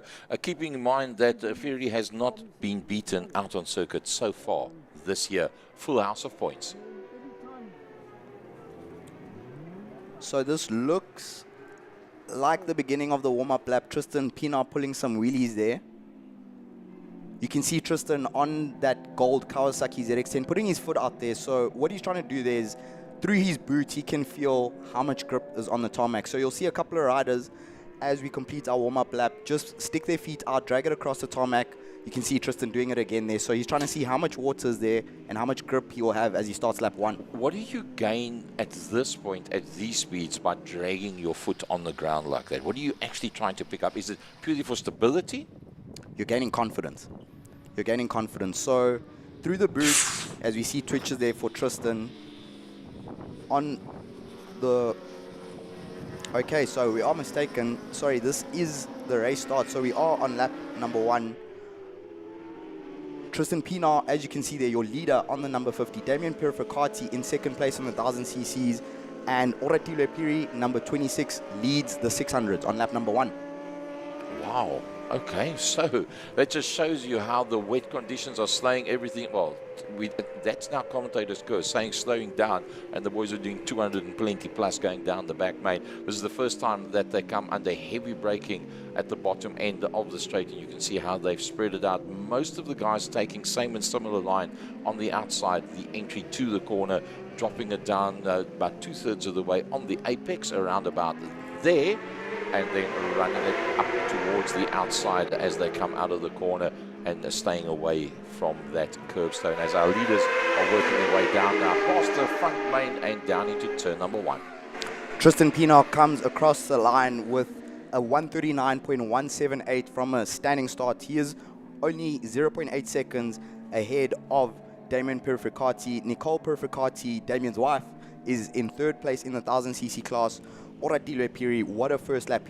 You can see he's going with the 1000cc's and he's already 6.5 seconds in the lead ahead of Troy Tonkin. Well, Tonkin was actually pretty gingerly coming there into the corner. See the rider looking around to come and see exactly what's happening behind. That's the 50 machine that you're watching there now. And that is Tristan Pienaar. Oratile Piri, insane on a 600. He's going around the outside of the thousands. Oratile Piri, only 17 years old, now going around the outside of Tristan Pienaar. This is unbelievable. A 600 leads out overall. I did predict this in the morning warm-up. He is now going to be the reference rider just behind him, bear in mind. Ora's in his own class, so he doesn't even need to be battling with these guys, but he clearly feels he's got the pace. Tristan Pienaar with the pace down the straight on the 1000, hard on the brakes, back up the inside of Ora. So Ora needs to be really careful there on the black bike because any crash or incident fighting with the 1000 race leaders would lead to him throwing away 25 points because he's already 10 seconds in the lead on the 600. As you can see him have a wobble out the last corner. You can see the 600 going through the corners is definitely quicker. The 1 liter bikes then cleaning up in a straight line, and then once they get into the tighter pieces, you see once again the lighter bike, the 600 power to weight ratio coming into it when you are working your way through the tighter corners with a very limited amount of grip.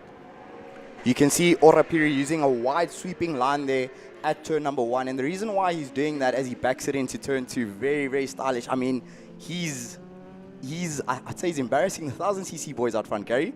I wouldn't say it's embarrassing. I would say this is notification of what we have seen so far in his career, and the people that are surrounding him are the right kind of people. He's obviously getting the right kind of training. They've got massive amounts of respect for his natural riding talent, and when it comes down to a difficult scenario like this, look what he's doing with the 600 as opposed to the 1 liter boys. And as we said yesterday, making use of the wet weather, the 600s become more effective than what the 1 liter bikes become in these kind of conditions, and this is what is taking Fury, who is on a full house up till now in the SA Endurance Series, as he leads them out going down into Cape Town corner.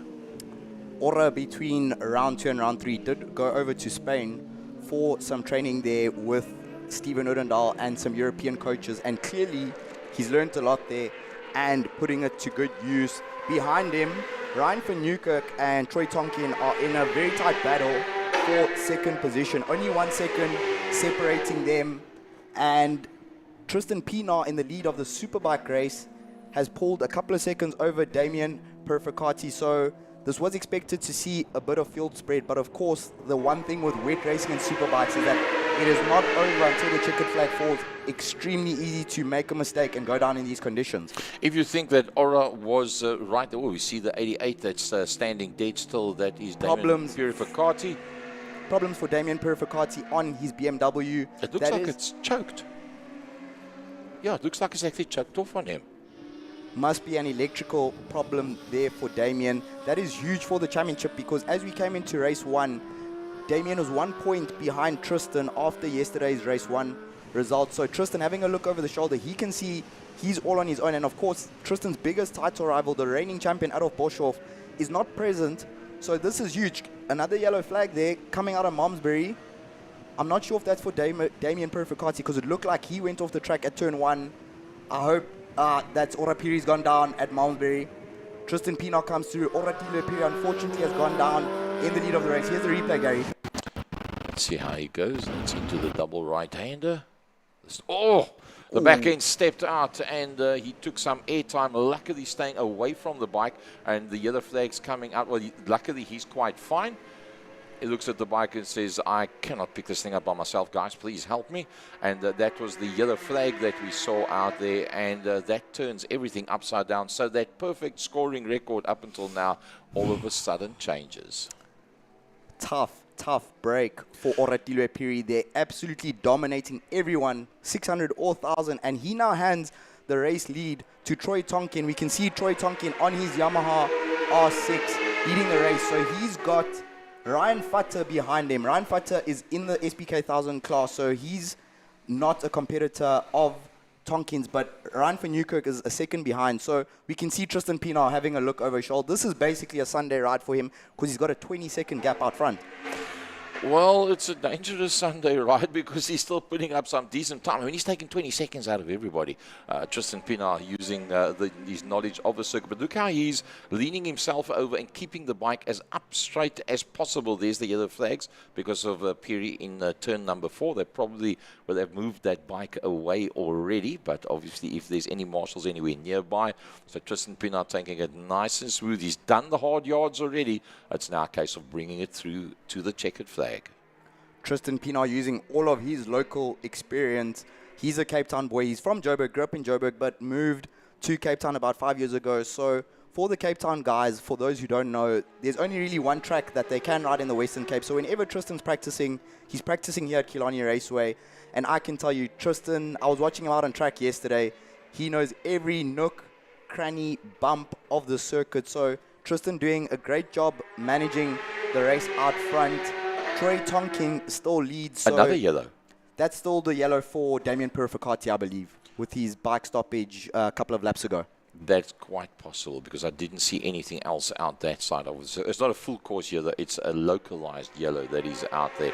So Tristan Pienaar using that local knowledge and getting himself a decent gap to make sure that he can come up with top points in this one. And he was third coming into the racing for this weekend. This is race number 3. He's had 2 races earlier on between late yesterday and early part of this morning. So just to give you guys an idea of how easily Tristan Pienaar is taking it, after seeing that crash for Ora Piri, he was 20 seconds ahead 2 laps ago. He's now lost 3 seconds to Troy Tonkin, and Troy Tonkin, of course, is on a 600, and we saw just moments before we joined Tristan that Ora Piri did manage to rejoin the race. That is crucial for his championship. He had won 4 races in a row. He's not going to make it 5 out of 5 today unless there's huge problems for Tonkin and for Newkirk. So Ora will still manage to pick up a P3, which will be crucial for his championship challenge. Well, Tonkin coming into this one in the 600s, Troy was lining himself up in 3rd position, just 4 points behind Janse van Rensburg. So he'll be pretty chuffed with that one. But there's not much between him and the 3rd position as we watch Pienaar work his way through that pretty heavily banked Cape Town corner and coming out into the Killarney front main. Catching up with our Masters, Ryan Futter leads the Masters class ahead of Robert Ferreira. Ryan Futter on the number 27, the all-black Kawasaki ZX-10. One thing to add, Gary, is that as we look again at Tristan Pienaar on the 50, Tristan is a Honda rider. He's been racing a Honda this season, and unfortunately at PE, he had a gearbox failure on his motorcycle where he lost 4th gear. So his team did their absolute best to try and get him a new gearbox for this round. So Tristan doing an incredible job throughout this weekend, considering he's essentially riding a spare bike, which is not even the same make of motorcycle as what he normally rides. He's making it look like a warm-up lap. He is so confident and smooth. The thing that you notice now that we've got a decent amount of footage on that specific bike rider combination, the smoothness that he goes into the corner, the way he transitions coming out of the corner, everything is super duper smooth and even, and that is what puts the lap times up like what he's been doing. And even though it's dropped down to 16.8 seconds, he's got nothing to gain by hammering it around the circuit right now. It's all there to be had. He can only give it away. He's got nothing more to gain by putting in fastest laps at this point. Only 3.5 laps left in this race. We rejoin the lead of the Masters and the lead of the 600s. There's Ryan van Newkirk, number 11, with the pink leathers and the Red Bull helmet. He's in 2nd place in this race. So Ryan's in a tough position now because he can see Troy Tonkin just ahead of him, who's getting passed by our Masters leader, Ryan Futter. So just bear in mind, for Troy Tonkin on the white 52 there, Futter is not competing with him. Futter's leading the Masters class. So Ryan now has a tough choice to make because Ryan will know that Ora has crashed out. Ryan will want to get 25 points to maximize the damage to Ora Pili's championship lead. So it's a case of risk versus reward for Newkirk. How much is he willing to push? to try and get the race win and the 25 points. Tell him right now to back off. It ain't going to happen. He's a racer by nature, Van Niekerk. He can see the prize in front of him. He can see the bigger picture. It's going to be very difficult for him not to put the edges. But seeing what happened to Fury, he's got to be careful not to push it just that little bit too hard. They've probably still got about 2 1/3 lap to go towards the end. So there is still opportunity. And I do believe visually he is closing. So, Ryan Fata, you saw that, Gary. So easy to lose the rear tire. You have to be incredibly smooth feeding on the throttle. The moment you get a little bit greedy with the throttle, it will step out. And that's exactly the mistake we saw Oratile Piri made. Got on the gas a bit too hard. That rear tire lost grip, gained grip again, and threw him over the top in a huge high side. One other thing you can see here that's quite interesting is that when you watch Tonking and Van Niekerk go through the corners, you'll see Troy Tonking gets his knee a lot closer to the ground. And that's not necessarily a case that he's carrying more lean angle than Van Niekerk, but Troy is a much taller rider. Troy about 6 feet tall at his young age of 16, as we see Orapiri trying to finish the race on a heavily damaged Yamaha R6 there. I'm sure that bar's bent. Yeah, that looks like... well, that just shows you the intent of the rider.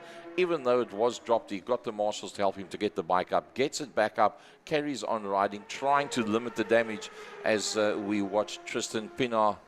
Tristan Pienaar's gone off the track. He's just taken the checkered flag. Yeah, he's just taken the checkered flag. Okay, excellent. Our timing was not really up to date there, but we do see our riders come through. Troy Tonkin, you can see him celebrating. That means the world to him for Troy and his father Thomas. They are going to be absolutely over the moon with that. Ryan Van Niekerk takes second place in the 600s.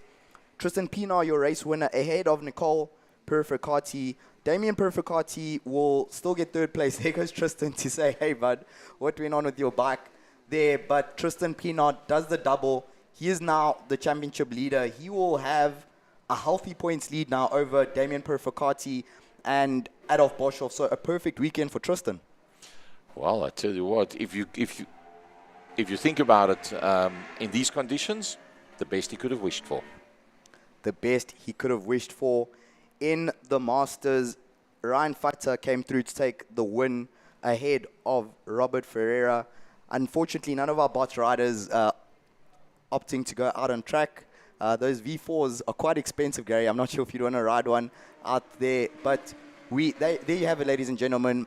SBK 600,000 bots and masters. Well done to our race winners, Tristan Pienaar, Robert Fata, and Troy Tonkin. Next up on track, we will have the Porsche Club Parade and GT Cup Race 3.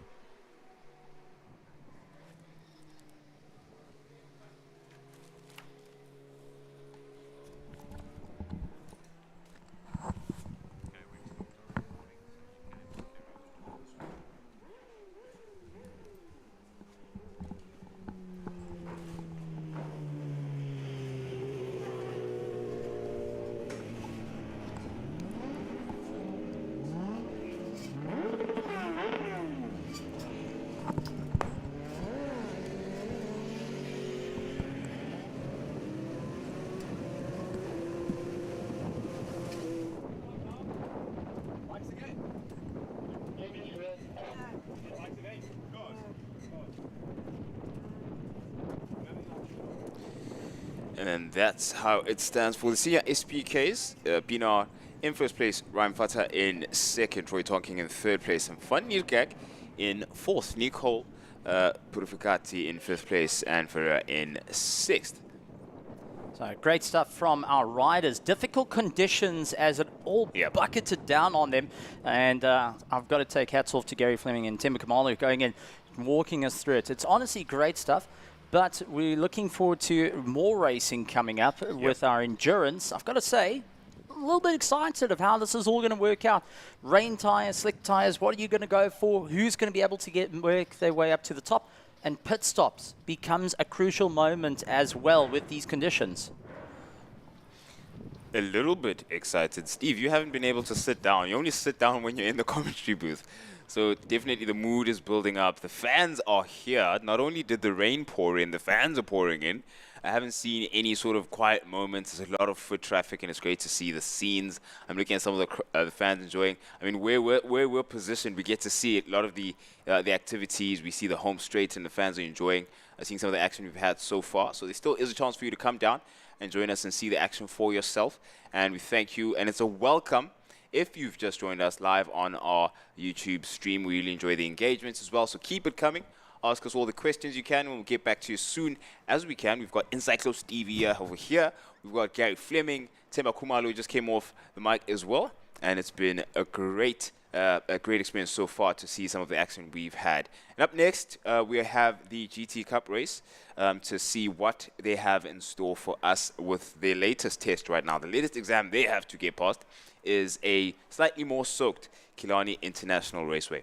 If we take a look back to race 2, we landed up with the likes of Mo Mia going off the circuit, had a little bit of damage, but there's a bit of work being done. Unfortunately, one of our riders not able to go and get his bike back to the pits, and that's just after, well, into turn 1, having electrical issues on the way through that Themba was pointing out as he was frantically trying to restart the motorcycle. But that being said, that's the reason for the delay. But at the same time, take a look at the water buildup into turn 1. The outside line going to be rather tricky for any of our drivers to navigate. Yep. How committed are you? That's the biggest question right now. And you're going to have to be late on the anchors, but tentatively late in most situations as it stands. So we'll see how the situation progresses. But it's been a great time. I'm looking at the commitment level of the riders that have come just now.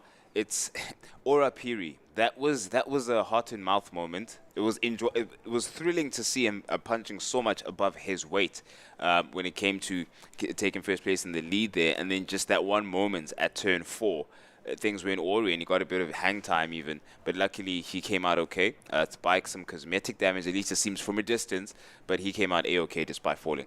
Well, that's it. If you come off the bike, you got to get yourself back onto it. And that is the nature of racing, full stop. The only way you're in it to win it is by, well, being in it. From green flag to checkered flag. That is what you need to see every single time you hit the circuit, and especially for the South African Endurance Series and the MRSSA to maximize the points heading towards the end of the year. But I've got to say, this is going to be exciting. The fans are waiting. And we've got quite a variety of Porsches that are going to be heading out onto the circuit for our GT Cup, from 991s to 992s, 991.2s that are going to be heading out on the circuit as well. A variety of it going and battling out. Nicky Dix going and having a fight with Mo Mia, and the likes of Prince, who was also involved in the fight. Van Vuren getting the better of both as he launched his way up through the field. So keep an eye out on Andre Van Vuren. He finished 4th, not too far behind Nicky Dix after getting the pass at the likes of the line. JJ Dazel as well, turn 5, incredibly quick out of it. He knows how to get the hammer down and really keep him to the toe. Turn 1, however, a little bit more cautious on the brakes. Dazel really made a meal. Made the most of the opportunity that came to him, I beg your pardon, towards the end of the race. It was nearly a photo finish between himself and Martin Prince. But yeah, we're looking at another chance for the final chance really available for the GT Cup SA here at Killarney International Raceway. It is race 3, of course, for them, and Ranjis will be leading out the field and creating, I suppose, the first rooster tail that we have for the final here with race 3. Momia behind him, Nicky Dix in 3rd place, and Van Vuren in 3rd. But we have to, of course, get some perspective as to what actually they're competing for, because ultimately this is a championship that we're looking at, Steve. Well, Charles Ranjis is going to be leading out the pack. So far, won every single race thus far, and it's got a quite powerful car to deal with it. Nicky Dix running in 2nd place is going to be all on the cards for him. He has to keep scoring really, really well. Elders Grunty, he was a little bit down in the points, got 23 points on that, so he is really fighting it out, and he's going and tying points at the moment with Mo Mia.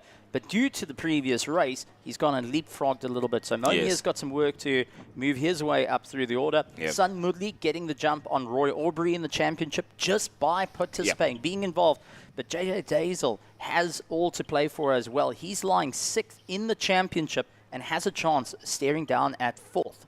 100%, yep. Son Moodley is going to relish the fact that he gets to get these points. But before, of course, we get to the racing in anger of the Porsches, we're going to get a parade to show you just how much of a history, an illustrious history, design, form, and shape. And then we'll see function a bit later on when it comes to the Porsche equipment. But we're going to have the Porsche parade, of course, from the club that is joining us, just to show the beautiful array of machinery that we have in store. Well, the Porsche Club in South Africa is actually quite strong, and Yep. quite variety of vehicles, from your classics of the 911 Carreras Yep. right the way through to your more modern machinery, such as your Caymans, whether you're in 4x4s or not. We do see an RS as well out there, and there we go, from Porsche's very own 4x4, actually rather quick in a straight line and in corners, and around the outside, no fear. But the 911 brand has been around and been a fundamental part of motorsport history, taking multiple championships from sprint races to endurance races.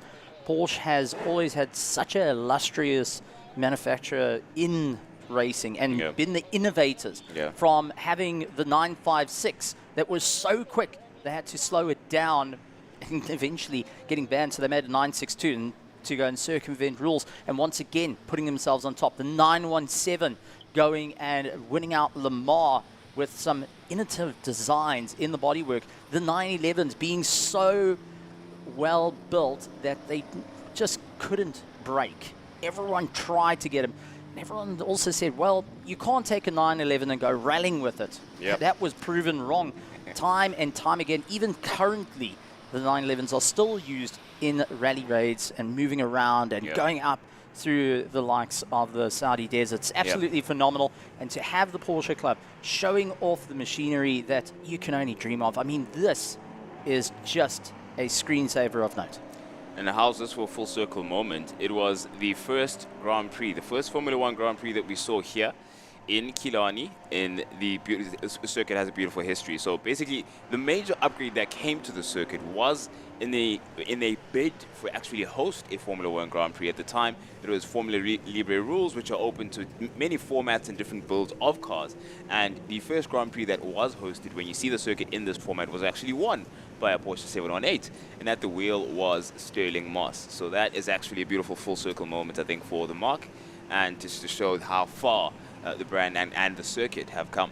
And also the customer support, and that's where our GT Cup, a lot of our racing Porsches, having that ability to get access to parts, going and ensuring that we can bring high performance, reliable machinery onto the circuit that time and time again gets better and better. Interesting enough, when the craze came in of bringing the 4x4s into play, Porsche was the first manufacturer of supercars to develop a 4x4, and that was the Cayman. And honestly, going and making that work has been incredible. One thing you can say, it's got all the performance of a 911, but it's got all the grunt that goes through to charge their way around off-road. And of course, we have that iconic silhouette, absolutely iconic, and it's something that you cannot mistake for any other vehicle out on the roads. But we've gotten a good perspective of history. It's a bit of a history lesson, actually, when you see all different generations and shapes and modifications. And it doesn't take a Porsche aficionado to tell you that no two 911s are the same. And maybe that similar silhouette, but when you look closer, there's so many nuances and details and advancements in technology. And we're on the trailing end, of course, of our parade. That's why you see the perhaps slightly unfamiliar the race formation, but the last of the Porsche Club parade is going at the moment, and we're going to get racing underway when we see the more aggressive, slightly more aggressive Porsche machinery gracing the circuit. Oh, the GT3 RSs are just one of my favorites to go around, no matter in which era they come from. It's just they always have such a stunning. They're not the sharp looking like the Lamborghinis. They tried a little bit more of a bubble approach, and they've kept the iconic shape right the way through. Honestly, my favorite, and a massive thank you to the Porsche Club going and showing off their machinery, being our esteemed guests going around Killarney, and to go and start off the final race of our SA GT Cup. they're going to be heading out onto the circuit. I mean, what better way to announce the arrival for the final race of the SAGT Cup and to have a variety of Porsches around in that class than to have the Porsche Club come out and say, we want to show what motorsport's about, that there's an opportunity for road and racing, whether you like to take it slow, whether you enjoy the circuit, whether you're quite a serious racer that wants to put the hammer down. Yeah, 100%. Porsche Club saying we want to show what we have. The fans are saying we want to see what you're showing. If you look to the right of your screen at the moment, you can see just how much of an appeal these cars have. The burble, of course, of the racing cars for GT Cup SA is right beneath our building. So all the fans immediately took that as a signal to come closer and see exactly what's about to go down for race 3. And we're giving you a bit of perspective, of course, of what it looks like in the championship.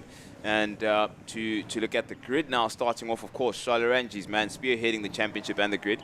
Momia in second place. Nicky Dix as well as Van Vieren go third and fourth. JJ Daisel with an incredible photo finish, going and taking fifth place. And then Martin Prince, who is in sixth. Pile in 7th place, Sun Moodley in 8th, Junakaro in 9th place, and rounding up the 10 of these beautiful Porsches that we're going to see is Duvan Wenzel. Well, taking a look from our drone cam, and this is the Killarney circuit, 79 years old, been through 3 different iterations, and going and showing off quite a beautiful shot. Also showing how damp some of the parts of the circuit is and wet in others, the puddles that the drivers are going to have to try and maneuver their way around. It's going to be a difficult call for many of our drivers to really move their way up through the order. Charles Rangis will be leading out the field, however, and Mo Mir looking to join in the fray. Nicky Dix, Andre Van Vuren, Jaco Dazel, along with Mon Prince, Duvan Pillay, Sun Moodley, Jimmy Janakaro going to be running in 9th, and Devon Wenzel rounding out the pack. And Jimmy Janakaro preferring the analog equipment of his Porsche as opposed to the more modern modifications or renditions of the car and racing machinery generally. And so he tends to take that side of the allegiance when it comes to the Janakaro racing family. And he's certainly going to enjoy himself when it comes to the closing race here with the GT Cup SA. You can see the wipers on, so we still got a lot of spray to deal with and navigate and find the most traction available here for the race 3. Look at the wind, Steve. Ooh. It is getting pretty gusty down the back straights, and this is the fastest part of the circuit that the drivers are going to be dealing with. Everyone trying to maneuver themselves into position, however, as they'll be getting ready to line up here at Killarney International Raceway for round 3 of the South African Endurance Series and race 3 of the SA GT Cup. Exciting times indeed, and I'd love to emphasize again, you still have a chance to come here and join us because we're only getting started. Big show, big finale of at least this weekend's racing starts and kicks off at 2 p.m. We're going to have, of course, lights off for that 6 hours of Killarney, and it's going to be an interesting one to observe as we go from light to dark, from west to dry, possibly. Fingers crossed, some would hope that we race in the wet. I've heard a lot of our racing drivers relishing the prospect of racing and taking on the endurance in wet conditions. That's a new idea and experience for a lot of them. It does look like that is Moodley deciding he's going to pull off the circuit. Is that Moodley or Prince? No, that's not Prince that pulled off the circuit. Yeah. That is a Cayman, my friend. That's not a 911.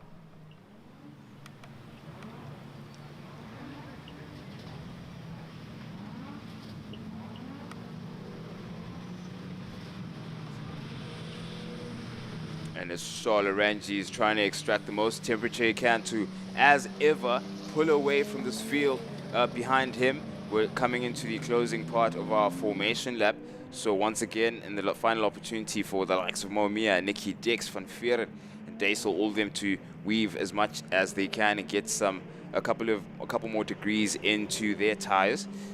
Safety car, of course, is going to make way not too long from now. We're at turn 4. And this is also a very tricky place to be at the circuit. You've got to be full commitment. You've got to make sure you have your bearings correct. I have yet to see an even attempt to make an overtaking move there. At best, it is making yourself present in someone's mirrors, but it takes a lot of commitment, and so it also takes equal calculating measures to approach Cape Town corner, know how you position your car right down the middle. Is usually the best line that a lot of these cars have taken. You get a beautiful shot of what the safety car can see and what's in the rear view mirror of our safety car there. Wonderful array of Stuttgart equipment, and the foremost of which is that of Killarney's and Stradale Motorsport. Now taking a look, the Photons going and showing off our iCam, and I've got to say, there's a lot of room in the back there to go, but I think it's a little bit hard to pack our racers into the back. Killarney's, however, will have the inside line. He's got all the power to clear, but Mo Mia, running in second place, has got Nicky Dix, Andre van Vuuren, and Jaco Dezel right onto the back of him. This is going to get difficult. Yep, absolutely. Killarney's claiming his position, and it's Mo Mia having a bit of cosmetic adjustments to his car. Now have to claim turn one from his competitors. He's happy to be there because he knows Dix would have to be defended off. He's the closest in terms of pace when it comes to him. The whole shot surely belongs to Arangis, but it's Dix and Mia and Van Vuuren, Dezel. All of them are going to be in an interesting dice, and Mia has taken that sort of, let's call it the best of the rest battle for now, as Killarney's quickly sails into, for now, let's call it turn two, not the sunset, as Mia also gets that tucked down into that interesting dip there at turn two, with Dezel getting side by side with Van Vuuren. There's Van Vuuren now taking down inside of Dezel, and you see that tail now of Arangis. Familiar sight for the likes of Mia, who comes into frame now as he clears the kink, and right behind him is Dix. It's Mia and Dix. It's going to be the case all race long, I suspect, with Dezel now in his rear view mirror is Van Vuuren. JJ Dezel in that 997 GT3 Cup, now trying to keep the pace up. Nicky Dix not getting too close to the backs of Mo Mia. Will have to do everything he can, as we do see a swap round. That looked like Sun Mudley going for a pass and making it happen through the horseshoe right before the back straight. Yeah, fastest horseshoe in the world, and it takes a lot of courage for you to gallop across there. Dezel making clear of Van Vuuren, and in a slightly adrift of Van Vuuren is Prince there with Mo right behind him. Mo's reeling him in, maybe changing things a bit at Cape Town corner. You can see from a distance there that banked section of the circuit. Iconic shape and iconic challenge for these racing drivers to face. Now Mo Mia and Nicky Dix as ever right behind him, using that slipstream. Dezel might take advantage of whatever materializes there. Van Vuuren has made light work, at least for now, of Prince, who's quite some way off from them, and quite some way ahead is Killarney's, of course. Now Killarney's not playing around, taking that Porsche 911 GT3 R2.2, going and having a lot of fun in it. It's got serious amount of power to break away from the field, and is one of the top echelons cars you can get from Porsche. The Stradale team making sure that it is all up to scratch. Mo Mia, however, will be feeling the pressure. Nicky Dix knows these conditions rather well from past racing. Mo Mia also no slouch, has been battling out all through the season long. Had some rough times in the beginning of the year and also the end of last year, but it seems like he's managed to build up the confidence and really get into the fight. He's hungry to hold on to that second place. You can see it, you can sense it, as we have Ranges here getting around turn 4. See how it does not miss the apex, make sure to meet it. Look at that rooster tail. That is a lot of spray around a very fast part of the circuit. We have to be fully committed. 11 seconds away from Mo Mia. The second place battle, however, will carry on raging between Mo Mia, the 787, versus Nicky Dix in the 137. That is going to be a big chase for it. Nicky Dix, remember, second in the championship, needs to ensure he gets ahead of Mo Mia at all costs during the course of this race. Mo Mia, who didn't have a great round last race, now looking to try and capitalize and move his way forward, is going to be one to also keep an eye out for, because he doesn't want to be on the back foot. JJ Dezel also hoping that he can move his way through, but he is pulling along the likes of Andre van Vuuren a little bit back. Yeah, and quite a bit ahead again. Killarney's full commitment there. I was watching him clear the king quite comfortably with no issue at all. And as ever again down here at turn 4, where he's now going to see a straight that extracts incredible speed when your equipment can. We've seen top speeds of well over 200 mark, encroaching on 300. It's incredible to see how much can be done here. Look at how he's slightly tight on his line going into Cape Town corner here, turn 5, and tries to steer clear, of course, of the spray that might form on the inside of that particular turn. And then he gets some excellent drive as he shoots out and is slingshotted onto the home straight for what is now the what, 6 minutes across now, or 4 minutes across, I beg your pardon. So we've seen in and around the 5-lap mark of this race, and we're still chugging along to see the closer for the GT Cup SA here with race 3. Well, you don't want to be on that inside for turn 5 because there's a pool at the bottom there. Yeah. Turn 2 as well.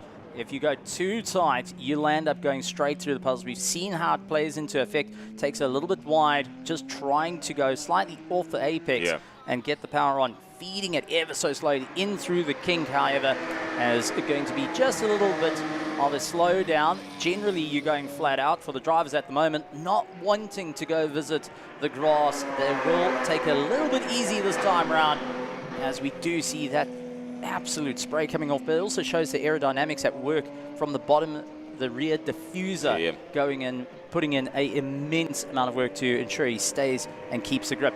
Currently at the moment, though, that is Van Vuren. Yeah. Gone straight on. We were talking about the kink. Yep. It's at the kink, and he's being assisted by the marshal now. Yellow flags means no passing as he's trying to engage reverse by the looks of it, but the entire field coming by. We did see the likes of Mudley trying to stay in for the fight, Prince as well, as they were coming on by. But this is a big help for the likes of JJ Dazel to move up. Momia on board now as he makes his way onto the back straight and puts the hammer down in our ICAM here at Killarney International Raceway. Heading towards our final corner, Cape Town corner. You'll see the embankment as he gets himself on the inside, trying to avoid. Look at how much water is built up on the left-hand side. Keeps it fairly tight midline on the way through. You play a little bit of Pac-Man following all the marks, and just a little bit of a snap on the exit. Yeah, you'll have to have your wits about you in a situation like that. You can see Momia navigating it relatively well. And he has to make sure to, because he's got pressure from JJ Dazel. I beg your pardon, Nicky Dix, who's not too far from him. And in the meantime, it's Pile here, looking rather ginger, if I'm not mistaken. It seems a bit, I think he's being a bit cautious here, or it's a matter of pace. I'm not sure which of the two, because if you look at the competitors right behind him, they're catching him in a rate of knots. It's fun. It's Charleroi, that's why.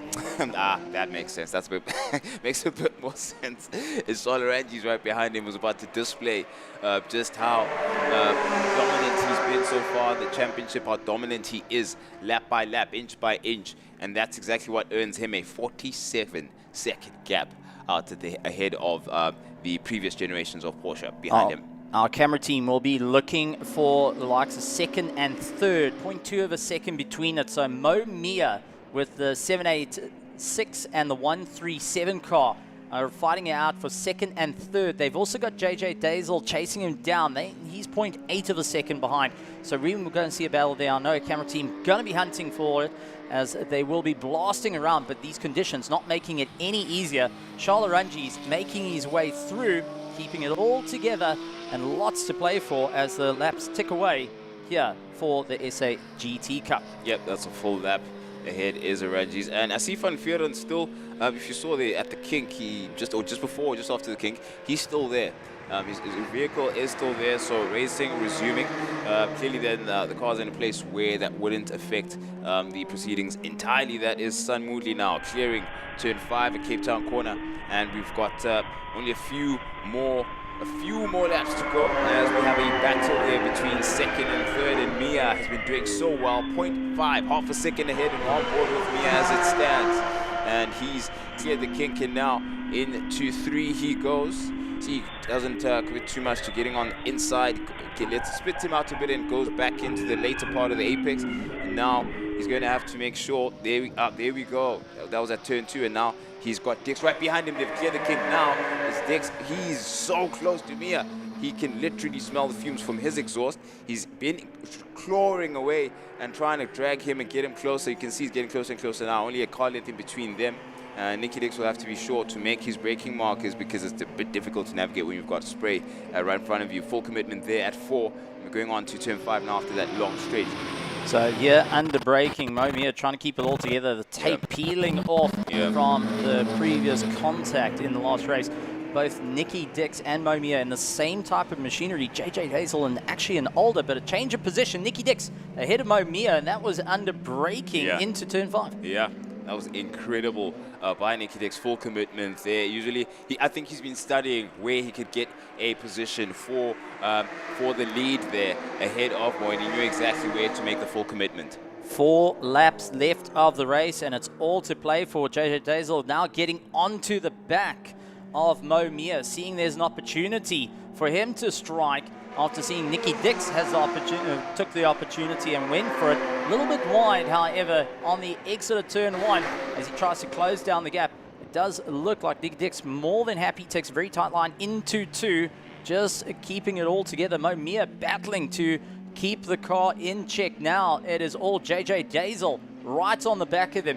2 generations with Hazel in the older the generations, round the outside into the kink. He's got the inside line, goes through the right-hander and absolutely hooks it. Mo Mia losing out yet another position and has to try and claw his way back into the race.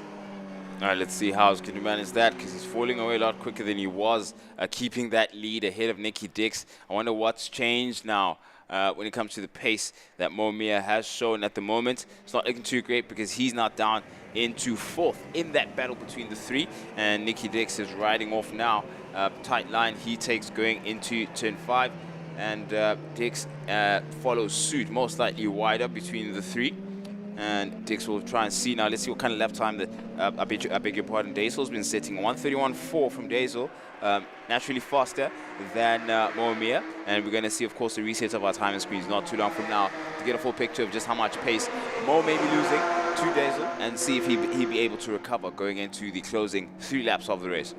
Well, a 1:30.191 for Nicky Dix, personal best thus far in the race, with a 1:31.4 set by JJ Hazel and a 1:34.7 for Mo Mia. He's really come off the throttle and just taking it really ginger, as we do see our leader now overtaking. And this is going to be quite telling. Charles Runges will overtake 2nd place before the end of the race. 2 laps left in the race to go, and Charles Runges is now on the back of 3rd place. Oh, how about that? And he's been full commitment, and you can't underplay just how much concentration it takes to be doing what Charles Runges is doing, because he's driving in anger, he's racing in anger, and has to be navigating the circuit as carefully and as precisely as you possibly can. You can see his line has not been altered much since the start of the race till this juncture where we're at now, and there he is side by side with Dazel. He's going to go down the inside the home straight. Plenty time for him to accomplish the move, and plenty power too. Doesn't need to wait until he's under braking to make that commitment, and away they go. And he's going to be slingshotted now onto the home straight, and I do see there is someone else that he has to pass not too long from now. Should be a back marker, given that Dazel is up. It should be Nicky Dix, actually, given that Dazel is sitting in 3rd place. Well, next time by, now 1 lap to go. Final lap for our leader. Nicky Dix ahead of him will suddenly get Charles Runges in through the back, and once again a phenomenal run for the Stradale team, showing off what they can do. JJ Hazel in that 997 having a huge amount of fun on one of the older cars that's racing here today, and so far running in 3rd for the class is just fantastic.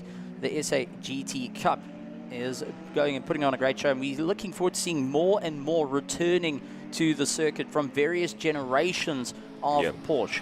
Yep, we get to see that travel in time and what history looks like, what the current form of the manufacturer looks like, and exactly where it's going. But enjoyable to see this happening all on South African racing circuits.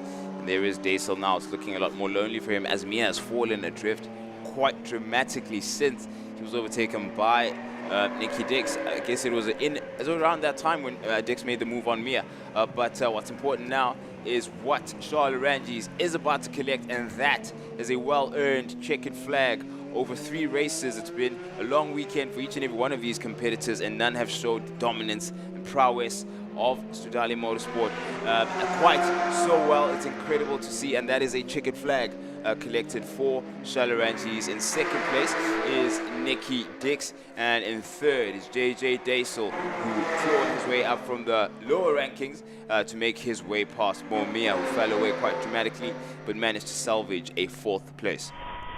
Cross the line and smiles right the way through. What an epic time it was. Sun Mudli getting so close to also moving up into that top 5 onto the back of Prince. And I don't think he's going to have the opportunity as they do come on by. But the onboard footage from Momia tells the story of quite an amazing circuit, amazing cars, and also hard-fought fight. But wonder what went on with the car that brought him back down through the field. JJ Daisel won't be complaining on this one, scoring some great points for the championship. Yeah, that moment on board with Momia was quite interesting because I got a sense of incredible width when it comes to the circuit. It looks a lot wider when you're on board now because he was dead center in the middle.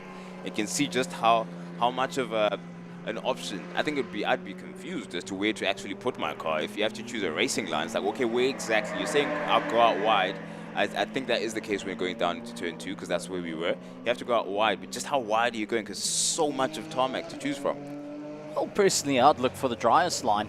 If you're the faster car, I'd prefer I would hold my line, let the faster car figure it out.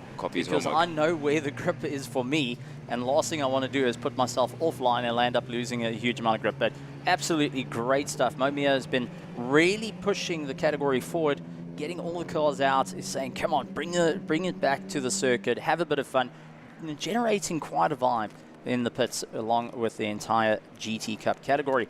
But now that they're done, dusted, and over at a bit of a lightly wet circuit here at Killarney, they're going to be sitting down, taking a breath, going out for some racing a little bit later, but at the same time, they're going to be enjoying a little bit of a warm-up wearing jackets.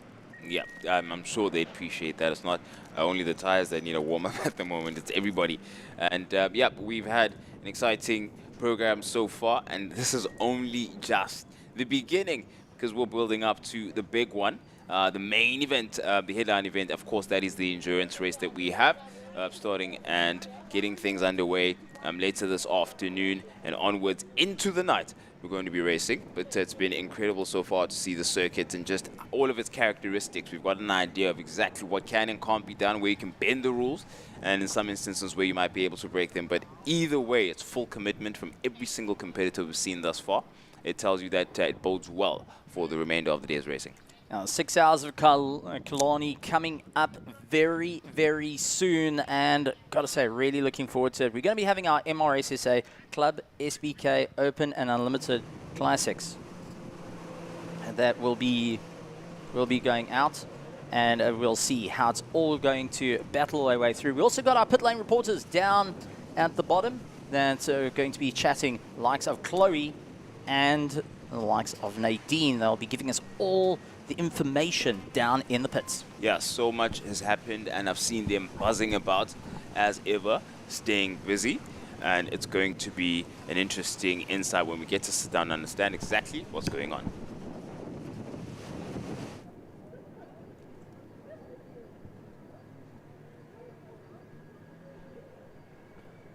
Yep, and we're picking up from what has been an interesting day's racing. Timba, you saw a very exciting, very exciting 600s and thousands race earlier on. I mean, we saw Ora Piri punching way above his weight. And what do you think there? Where did it go south for him? Was it a case of pushing a bit too hard once he had gotten the lead? What was the situation there? You've summed it up perfectly. Okay. He was going too fast, unfortunately, Okay. and that can happen in the rain. Yeah. You're riding on a knife edge at any moment, and I want the viewers at home to understand that it's not a big mistake he's made. Yeah. He could be 20 centimeters wider, hits a different patch of water, red tire lost traction, and he went down. But he's young, he's a teenager. This is all part of the learning curve, and as I like to say, experience is the most expensive education. Oh, jeez. Wow, that's incredibly put. Well, if it's a light mistake, then I can imagine the level of concentration that it takes to navigate the circuit, because you're demanded of that all lap long and all race long. that is a lot of concentration that it takes. So how do you have to hone that skill? Is it just purely just riding time, or do you have other skills that now add to his repertoire? I mean, he's a developing rider, so what kind of picture would he be in terms of preparation? The easiest solution would be to just practice in the rain. Okay. However, in South Africa, especially if you live in Joburg like Oratile does, you don't get a lot of time to ride in the rain. Yep. So you have to be disciplined, which is, I think, the most difficult thing in the wet, because compared to dry pace, everything feels like it's happening at a snail's pace. However, you are far more on edge than when you're going faster in the dry. Yeah. So for him, in future, what I think he'll need to do is just have a look at the pit board and see the gap is plus 15 to P2, and then just relax, bring it back. You can reel it in, yeah. He's young, and if I were him, I would take a huge amount of confidence from the performance up until that point, because he was in a league of his own up till that point. 100%. Now we're looking at, of course, the vehicle being recovered at the moment. That was Van Vieren who got into a situation there just after turn 2 and at the kink, but he has been recovered, couldn't come back to the pits on his own steam, so needed assistance from our officials, and that process is underway. He's going to have to be attached to the rear of that recovery vehicle, and while we wait for him, we're looking ahead, of course, to MR SSA Club, which is now coming up with the Open Unlimited and Classics. So what kind of picture do we have going into this race, Temba? So looking back at yesterday, we're going to have 3 classes out on track simultaneously: the Classics, the Open Superbikes, and the Unlimited Thousands. In the Classics, Jamie Hall won by over a minute yesterday, which is humongous. Over a lap. Well, close to a lap. Close to a lap, ahead of P2. Yeah. Unfortunately, 2 of the starters from yesterday won't be joining us. Fergal McAdam had a crash yesterday, and Vessel Kruger, who had an engine blow. So Jamie will just have to be ahead of John Kosterman and Etienne Lowe. In the Open Superbikes, Dieter Huisaman was 47 seconds ahead in the dry, ahead of Nkululeko Majola and Yahya Sahabodin in the Open Superbikes. And in the Unlimited Thousands, Jordan King was in that amazing battle with Sia Shabalala and Dave Feringa and came out on top. Oh, incredible. By only a second. That is quite a battle. That should have been very interesting to see, especially in the wet, no less. So you're battling. Okay, so we're looking at, obviously, we opened this discussion with how Orapiri led and got into the front and everything, but it's one thing for you to lead a race and do so in the wet. It's relatively lonely. You can qualify also, nothing's really disturbing you, but battling, then it must be just a mountain of a task. We're now trying to share the same 20 centimeters of tarmac. So the battling there, do you find the aggression level going up when it comes to that, or you tend to be a bit more careful and conscientious of what's going on around you? Depends who you're riding against. Yeah, it depends. It's a trust thing. 100%. If you look at MotoGP, you'll see that Valentino Rossi and Marc Marquez had a special way of racing each other versus everyone else. Yeah. So you need to know who your sparring partner is. Yeah. So when you're racing in someone like Adolf Boshoff, the 1000cc champion in SPK 1000, he's extremely uncompromising. Yeah.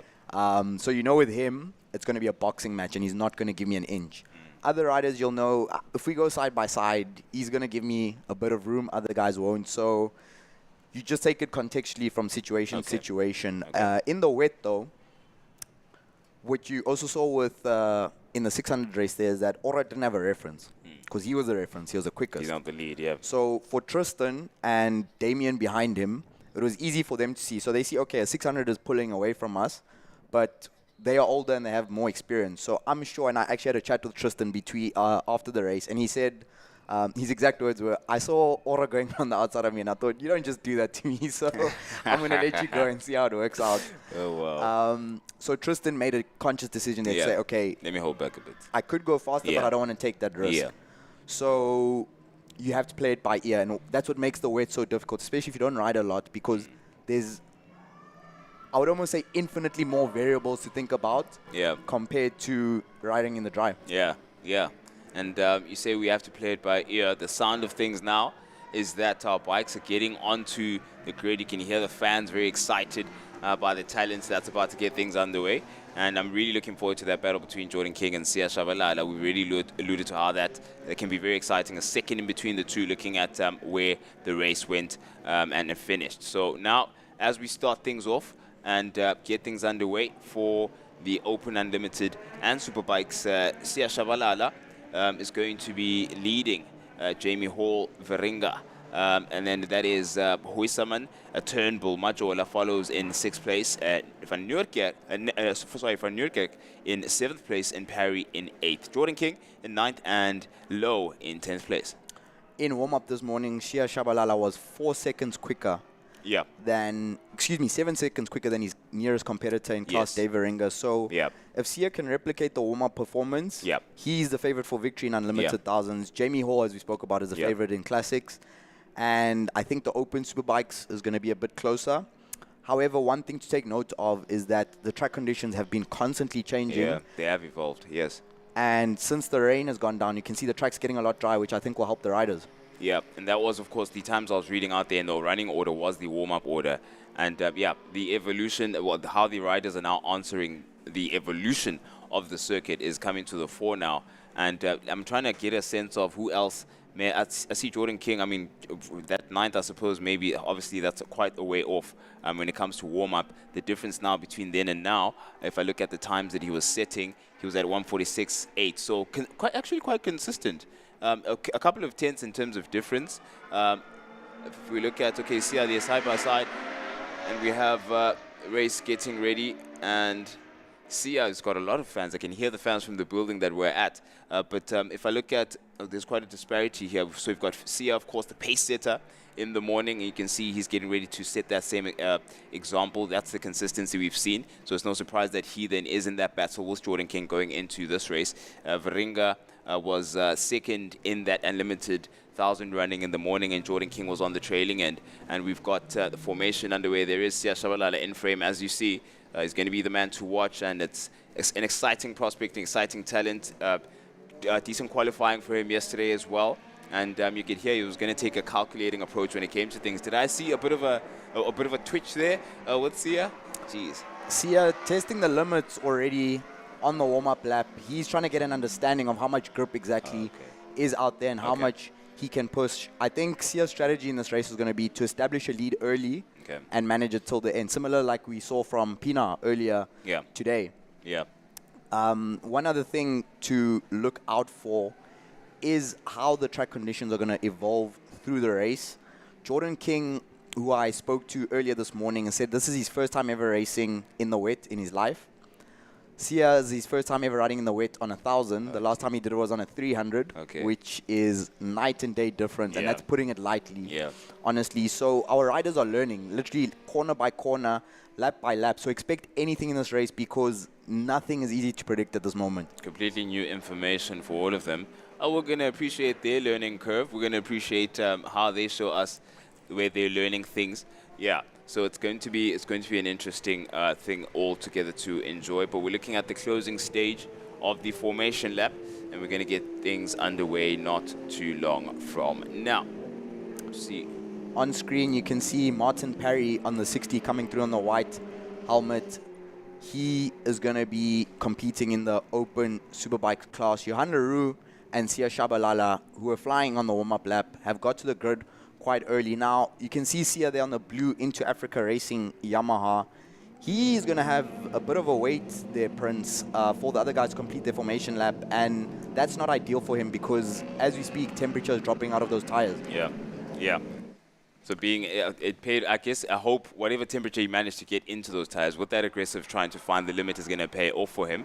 There's going to be a difficult task for him to get it back in race trim now. The formation lap is one thing, but when you're racing, you have to use whatever you have and maximize on it. Let's see how the start goes for them. This is going to be very exciting. In the wet, very, very easy to spin up that rear tire. There's some standing water on the track, but it is drying, as we've said, so keep an eye out for the starts. Sia yesterday had a really terrible start. It's his first time ever, or second time ever, riding the 1,000 at sea level, so he got a big wheelie, tried to close the throttle to stop the wheelie, which put it down, then when he opened again, another wheelie, so he needs to correct that today.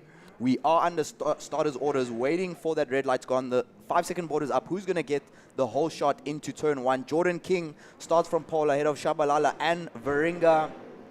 And the lights are out. Saes Shabalala looks like he got a really good start there. He pulls across the inside ahead of Varinga. Gets sideways. Careful Sia. Off the track. He does really, really well to keep that upright. He's not out of this race, Prince. Not at all. He had to be very steady and careful there in how he recovered and made sure he doesn't get on the dirt. He stayed on the tarmac, which is great. That's how he was able to recover so quickly. But he's going to have to work his way up the traffic now for him to get his lead back. Varinga leads ahead of Jordan King, just behind them as we take a look at a replay. So watch Saes Shabalala. Hard on the brakes, on the white line. You saw that, Prince? Oh, yep, there it is. His back wheel touched that white Yep. line. You always want to avoid the white line in the wet because it is more slippery than the tarmac. Incredible, because the weight had shifted by then, and that's Yahya Sahabudi now, and he's also lost it. He's on the dirt. He's trying to get his bike back on. You can see the grooves of the tires. He's got wets on, of course, and he's going to be hoping to be able to disperse some water off the tarmac instead of mud off the grass. There we go, and back onto the tar he goes.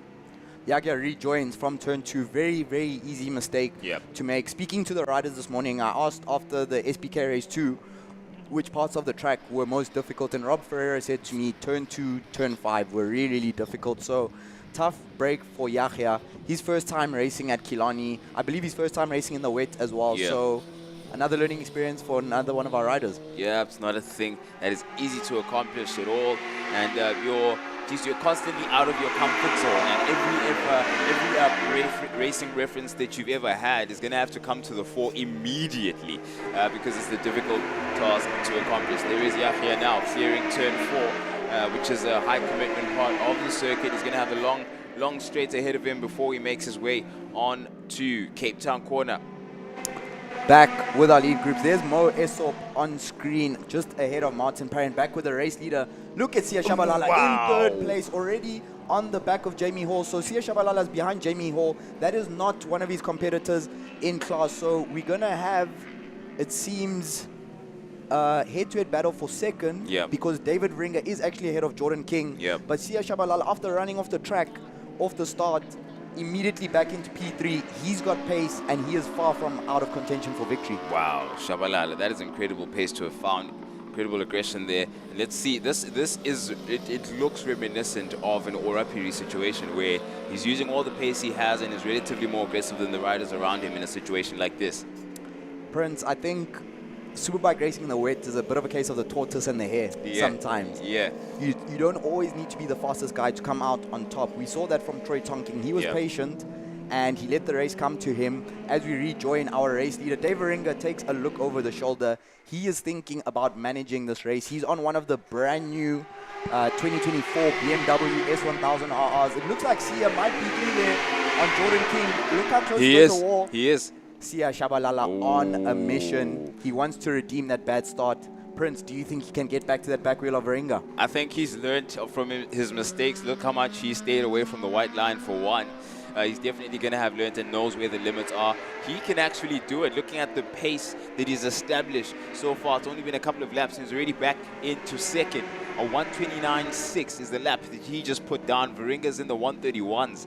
This is definitely his last time is that 129.6, and that's off late, so he can only get quicker. The temperature's coming into the tires too, so I imagine those times can actually drop.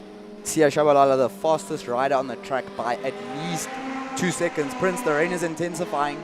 You can see it on screen. We can Spray see it. coming off the back wheel. So Saes Shabalala is in a very difficult position at this point because he knows he's faster than Dave Varinga.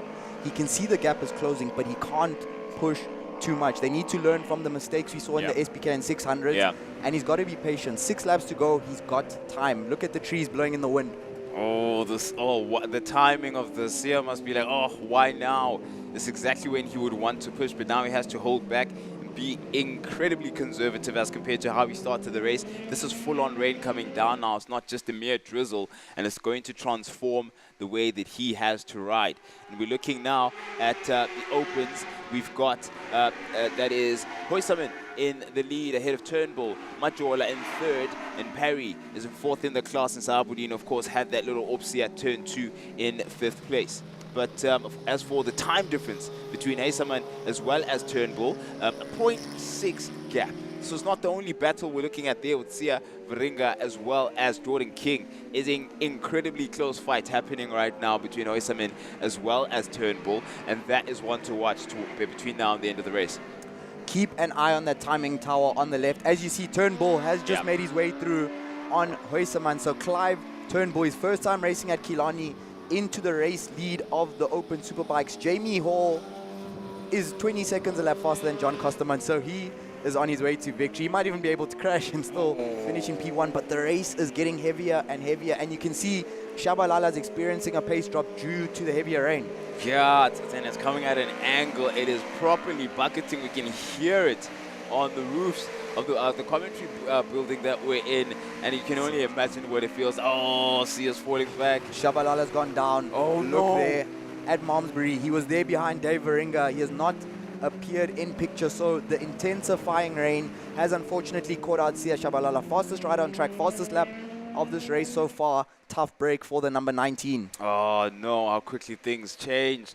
Jeez, the timing of this, you can see it. It's coming in waves, too. It's as if it was this there to throw him off and throw a quick test at him. And like you were saying, do we learn from the situations that we've been exposed to before? But this is just a difficult one to catch because the conditions keep changing. We haven't had a scenario like this when it came to the racing. Prince, I promise you, these are extremely difficult conditions. Even the best of the best MotoGP riders would not be excited to be out there. Dave Varinga doing an incredible job on that BMW, it must be said. Look how much lean angle he's carrying, still getting his knee down. Dave doesn't seem to mind the rain at all for now.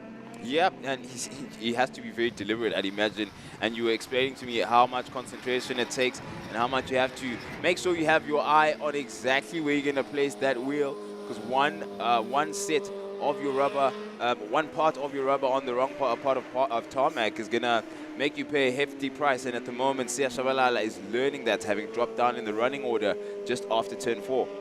You could see Dave Varinga there on the exit of turn 3, taking his left hand off the handlebar to wipe his visor. That's how intense the rain is at the moment. When you yellow flags there, you can see in the background, as I called for Sia Shabalala a lap ago.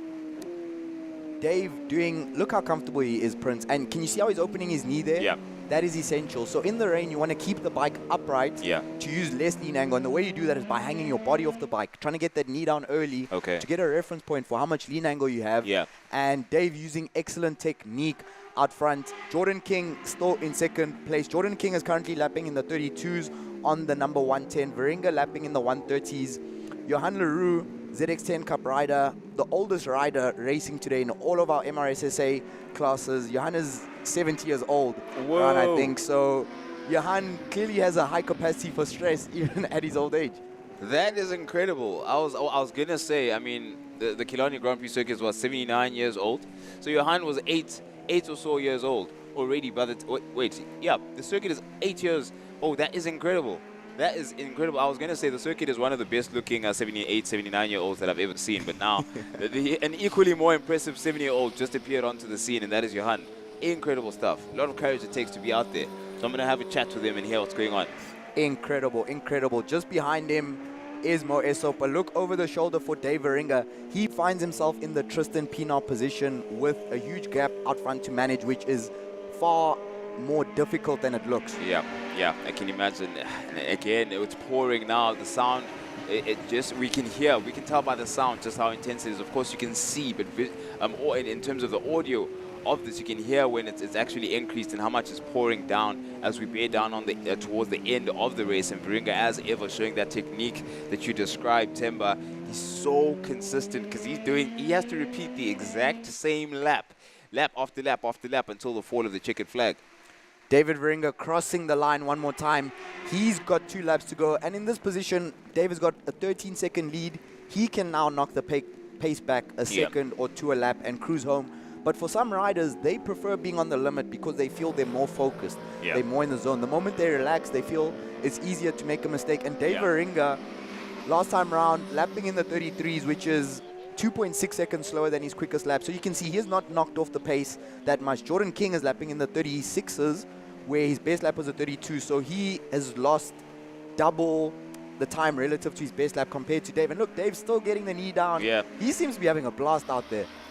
Yeah, it's like he knows the exact playbook that it takes in conditions like this, because we've had so many changes of the intensity of this downpour, and he hasn't really changed much in terms of his body language. Doesn't seem panicky. He seems so steady, and he looks over his shoulder to see how much the gap is behind him. Dave, you have 15 seconds behind you. That's all you have. And there's no one to worry about as of yet, as far as your competitors are concerned. Behind him is Hall, but he'd be more worried, of course, about Jordan King, with whom he is in the same class. The rain continues to intensify down the back straight, and something interesting I've noticed on our timing is that Jamie Hall, on his vintage Suzuki S-Rad 750 in the classics, he's leading now by a long margin. I think he's already around a minute ahead, but he's lapping on a similar pace to Varinga, so he's actually the second fastest rider out on track, leading the classics. Wow. Experience is coming to the fore here. I think it's floating to the surface, and it's paying off handsomely when it comes to the likes of Varinga and Hall.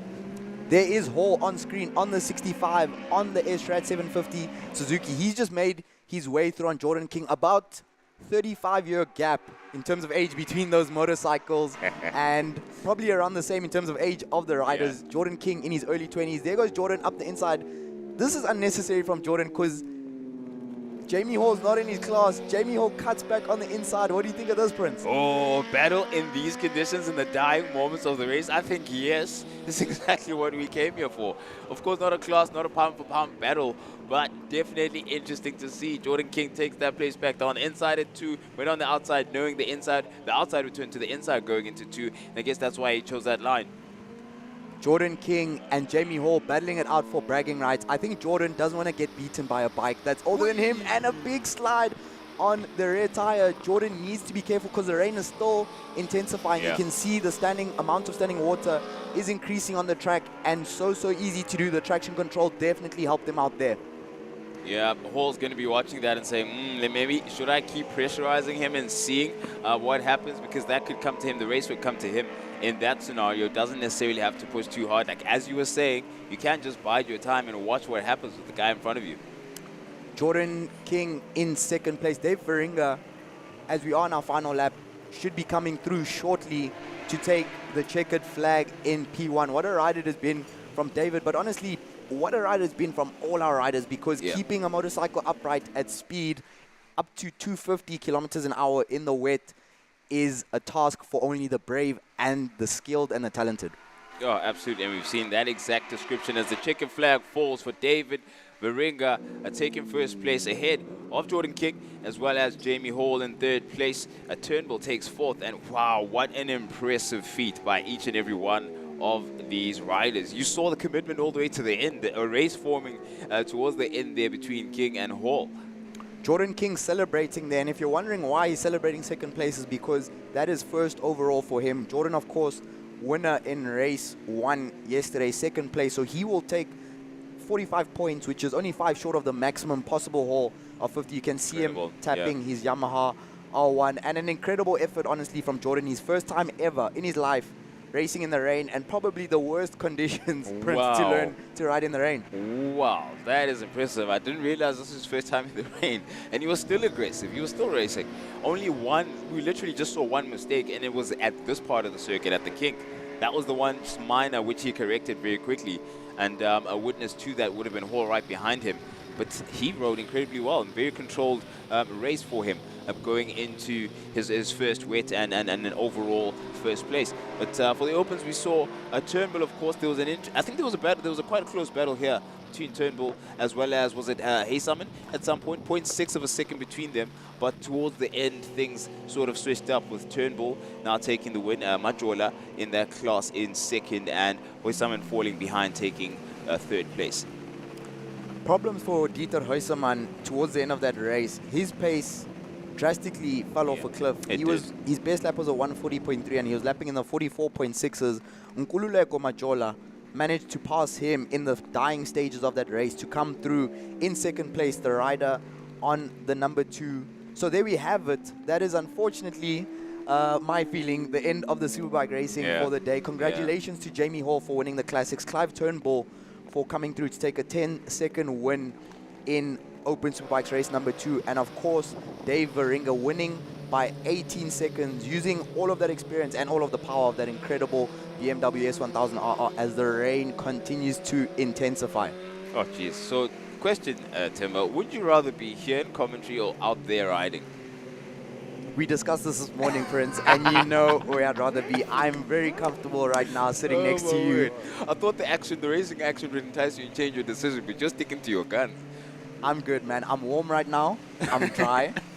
I'm not wet. Oh, my word. And yeah, I mean, I would have had fun out there, but if I'd been out there and crashed, I would have not had a great time. So tough times there, not for me, but Johan Leroux, Dieter Hazeman, those two both racing the ZX10 Masters Cup. And of course, a lot of the riders are friends off the track. So great to see the sportsmanship there from 70-year-old Johan Leroux. And Johan Leroux unfortunately lost out on the final lap to Mohamed Essop. Essop came on the 92, came through to take third place by 0.031 seconds. That is crazy. In the dying moments, he was biding his time. Sheesh. That is incredible, an achievement. I guess look, every point counts. You have to maximize on every opportunity that comes your way. But look at the standing water around some parts of, obviously not on the tarmac, but we're looking at the grass right now. And we're describing a scenario with Gary Fleming in the morning, where if you have to be recovered from a scenario like that, where you're beast now on the grass, it becomes a lot more different when the buckets start coming down. And as you can see, we're right in the middle of what will be a long day's racing in the wet. Right now in daylight, later on in the dark, and that's the prospect that is now ahead of us as we've cleared quite a hearty meal when it comes to at least breakfast and lunch is concerned where your racing is. We've had race 2 of GT Cup SA. We've had GT Cup as well as the Sports and GT races coming. We've gone through, of course, the MRSSA, and we've cleared the day's racing. They've gone to race 3 from there. Sports and GT's race 3 also came through, and we saw some impressive racing from the likes of Nicky Dix, Daisel, as well as Mo'Mia, who unfortunately fell away towards the end there. So it absolutely has been quite entertaining for us to witness how our riders and our racers have navigated the tough circuit, which only increases the challenge ahead. As it stands, it's pouring, and we're staring our main event dead in the eye in these conditions, Timber. I have a question, Prince. We've seen how the 2-year-old guys deal with wet weather in a really intense condition. So for the 4-year-old racers preparing for their races coming up, what do you think they'll be thinking about now? What preparations will they be making to accommodate this insane rain at the moment? They should be bearing in mind how much work it's taken to prepare their cars. So it's long game. For endurance, it changes a bit and stretches it out. We've seen, let's say, sprint formats, short bursts, 12 lappers, 15 lappers, and what have you. With the endurance, it's different because of one, you've had qualifying where you race more aggressively, of course, to decide your grid position. But going into now where you stretch it out over 6 hours, the race comes to you. You can be best prepared as you can when it comes to the equipment in your hands, but you can hear the conversation that you have with the racers that they're more preparing for what the race can give you. And right now, it's weather of this nature, so that makes them a bit more conservative. They're not pushing and taking too many risks, because why jostle it out in the first hour or so? Unless you're in the 1 hour dash, we'll get to that. But when you're looking at 6 hours in total, you're not taking unneeded and uncalled for risks. You really have to think about it, because also remember, the halfway mark is now also a pseudo checkered flag. If you're getting to the halfway mark, you're getting a quarter of the points. You know, you have to factor that in. But are you too aggressive now just to get to the halfway mark and get the points? Or are you thinking of the entire haul? So all those things are in their minds in terms of strategy and who now starts and all of those things. And is their style suitable for these conditions? Because there's that as well. You know, all of those things have to be factored in. And they're really going to have to wait till possibly the last 5 minutes before. Because that's another thing. These conditions keep changing every few minutes. So who can handle full wet scenarios like this, and who can handle pseudo-wet or semi-dry? But dry is not the word for today. And I want to clarify, you're saying the last 5 minutes of a 6-hour race? The last 5 minutes before the start of the 6-hour race is where they'll have to wait, I believe. It really will be at the last second to decide their entire approach, because, again, the conditions are transforming. So, yeah. Fascinating, fascinating. I was having a conversation yesterday with Damien Hammond, who will be racing the Lamborghini today. and we're just discussing bumps Yeah. and Killarney. Yeah. And I was asking him, I have an understanding of what it feels like on a motorbike. Yeah. How does it feel In a car. on the car? And Yeah. he was explaining, I was actually surprised because I thought, 4 wheels, you can't fall off, it's not that bad. And he was explaining to me how much the bumps unsettle the car. So when you combine extreme wet, Yeah. standing water, Yeah. plus a bumpy track, in something like the Super Trofeo Lamborghini, With that much how does that power. affect the dynamics of the car on track? Yeah. Well, you're looking at a shift in, for example, let's say the car's on its nose and you want to turn in under heavy braking. If you have a scenario where we don't have maximum traction, you were describing, for example, how the contact patch for the racing tires on the bikes is the size of a credit card. It's a very similar scenario with the cars. You're looking at roughly an A4 paper in terms of the contact patch that these tires would have. So that becomes compromised in the sense that you are committed to landing the entire weight and nose of the car at a particular braking point. And now that you have the full weight there, it's slippery. You've lost that traction. Your input has to be cognizant of that. You're not going full aggression now when you had full rubber, full temperature, and full stickiness. That's gone. So you have to be tentative and feeling for what the rear is doing. So they have to be incredibly sensitive and very clinical in their approach. And what we're preparing for now, of course, is the main event, the SAE 6 hours of Killarney. We're going to take a short break, short breather, and allow for the fans at home to do so. And you can join us a bit later on when we continue the day's racing here at Killarney International Raceway.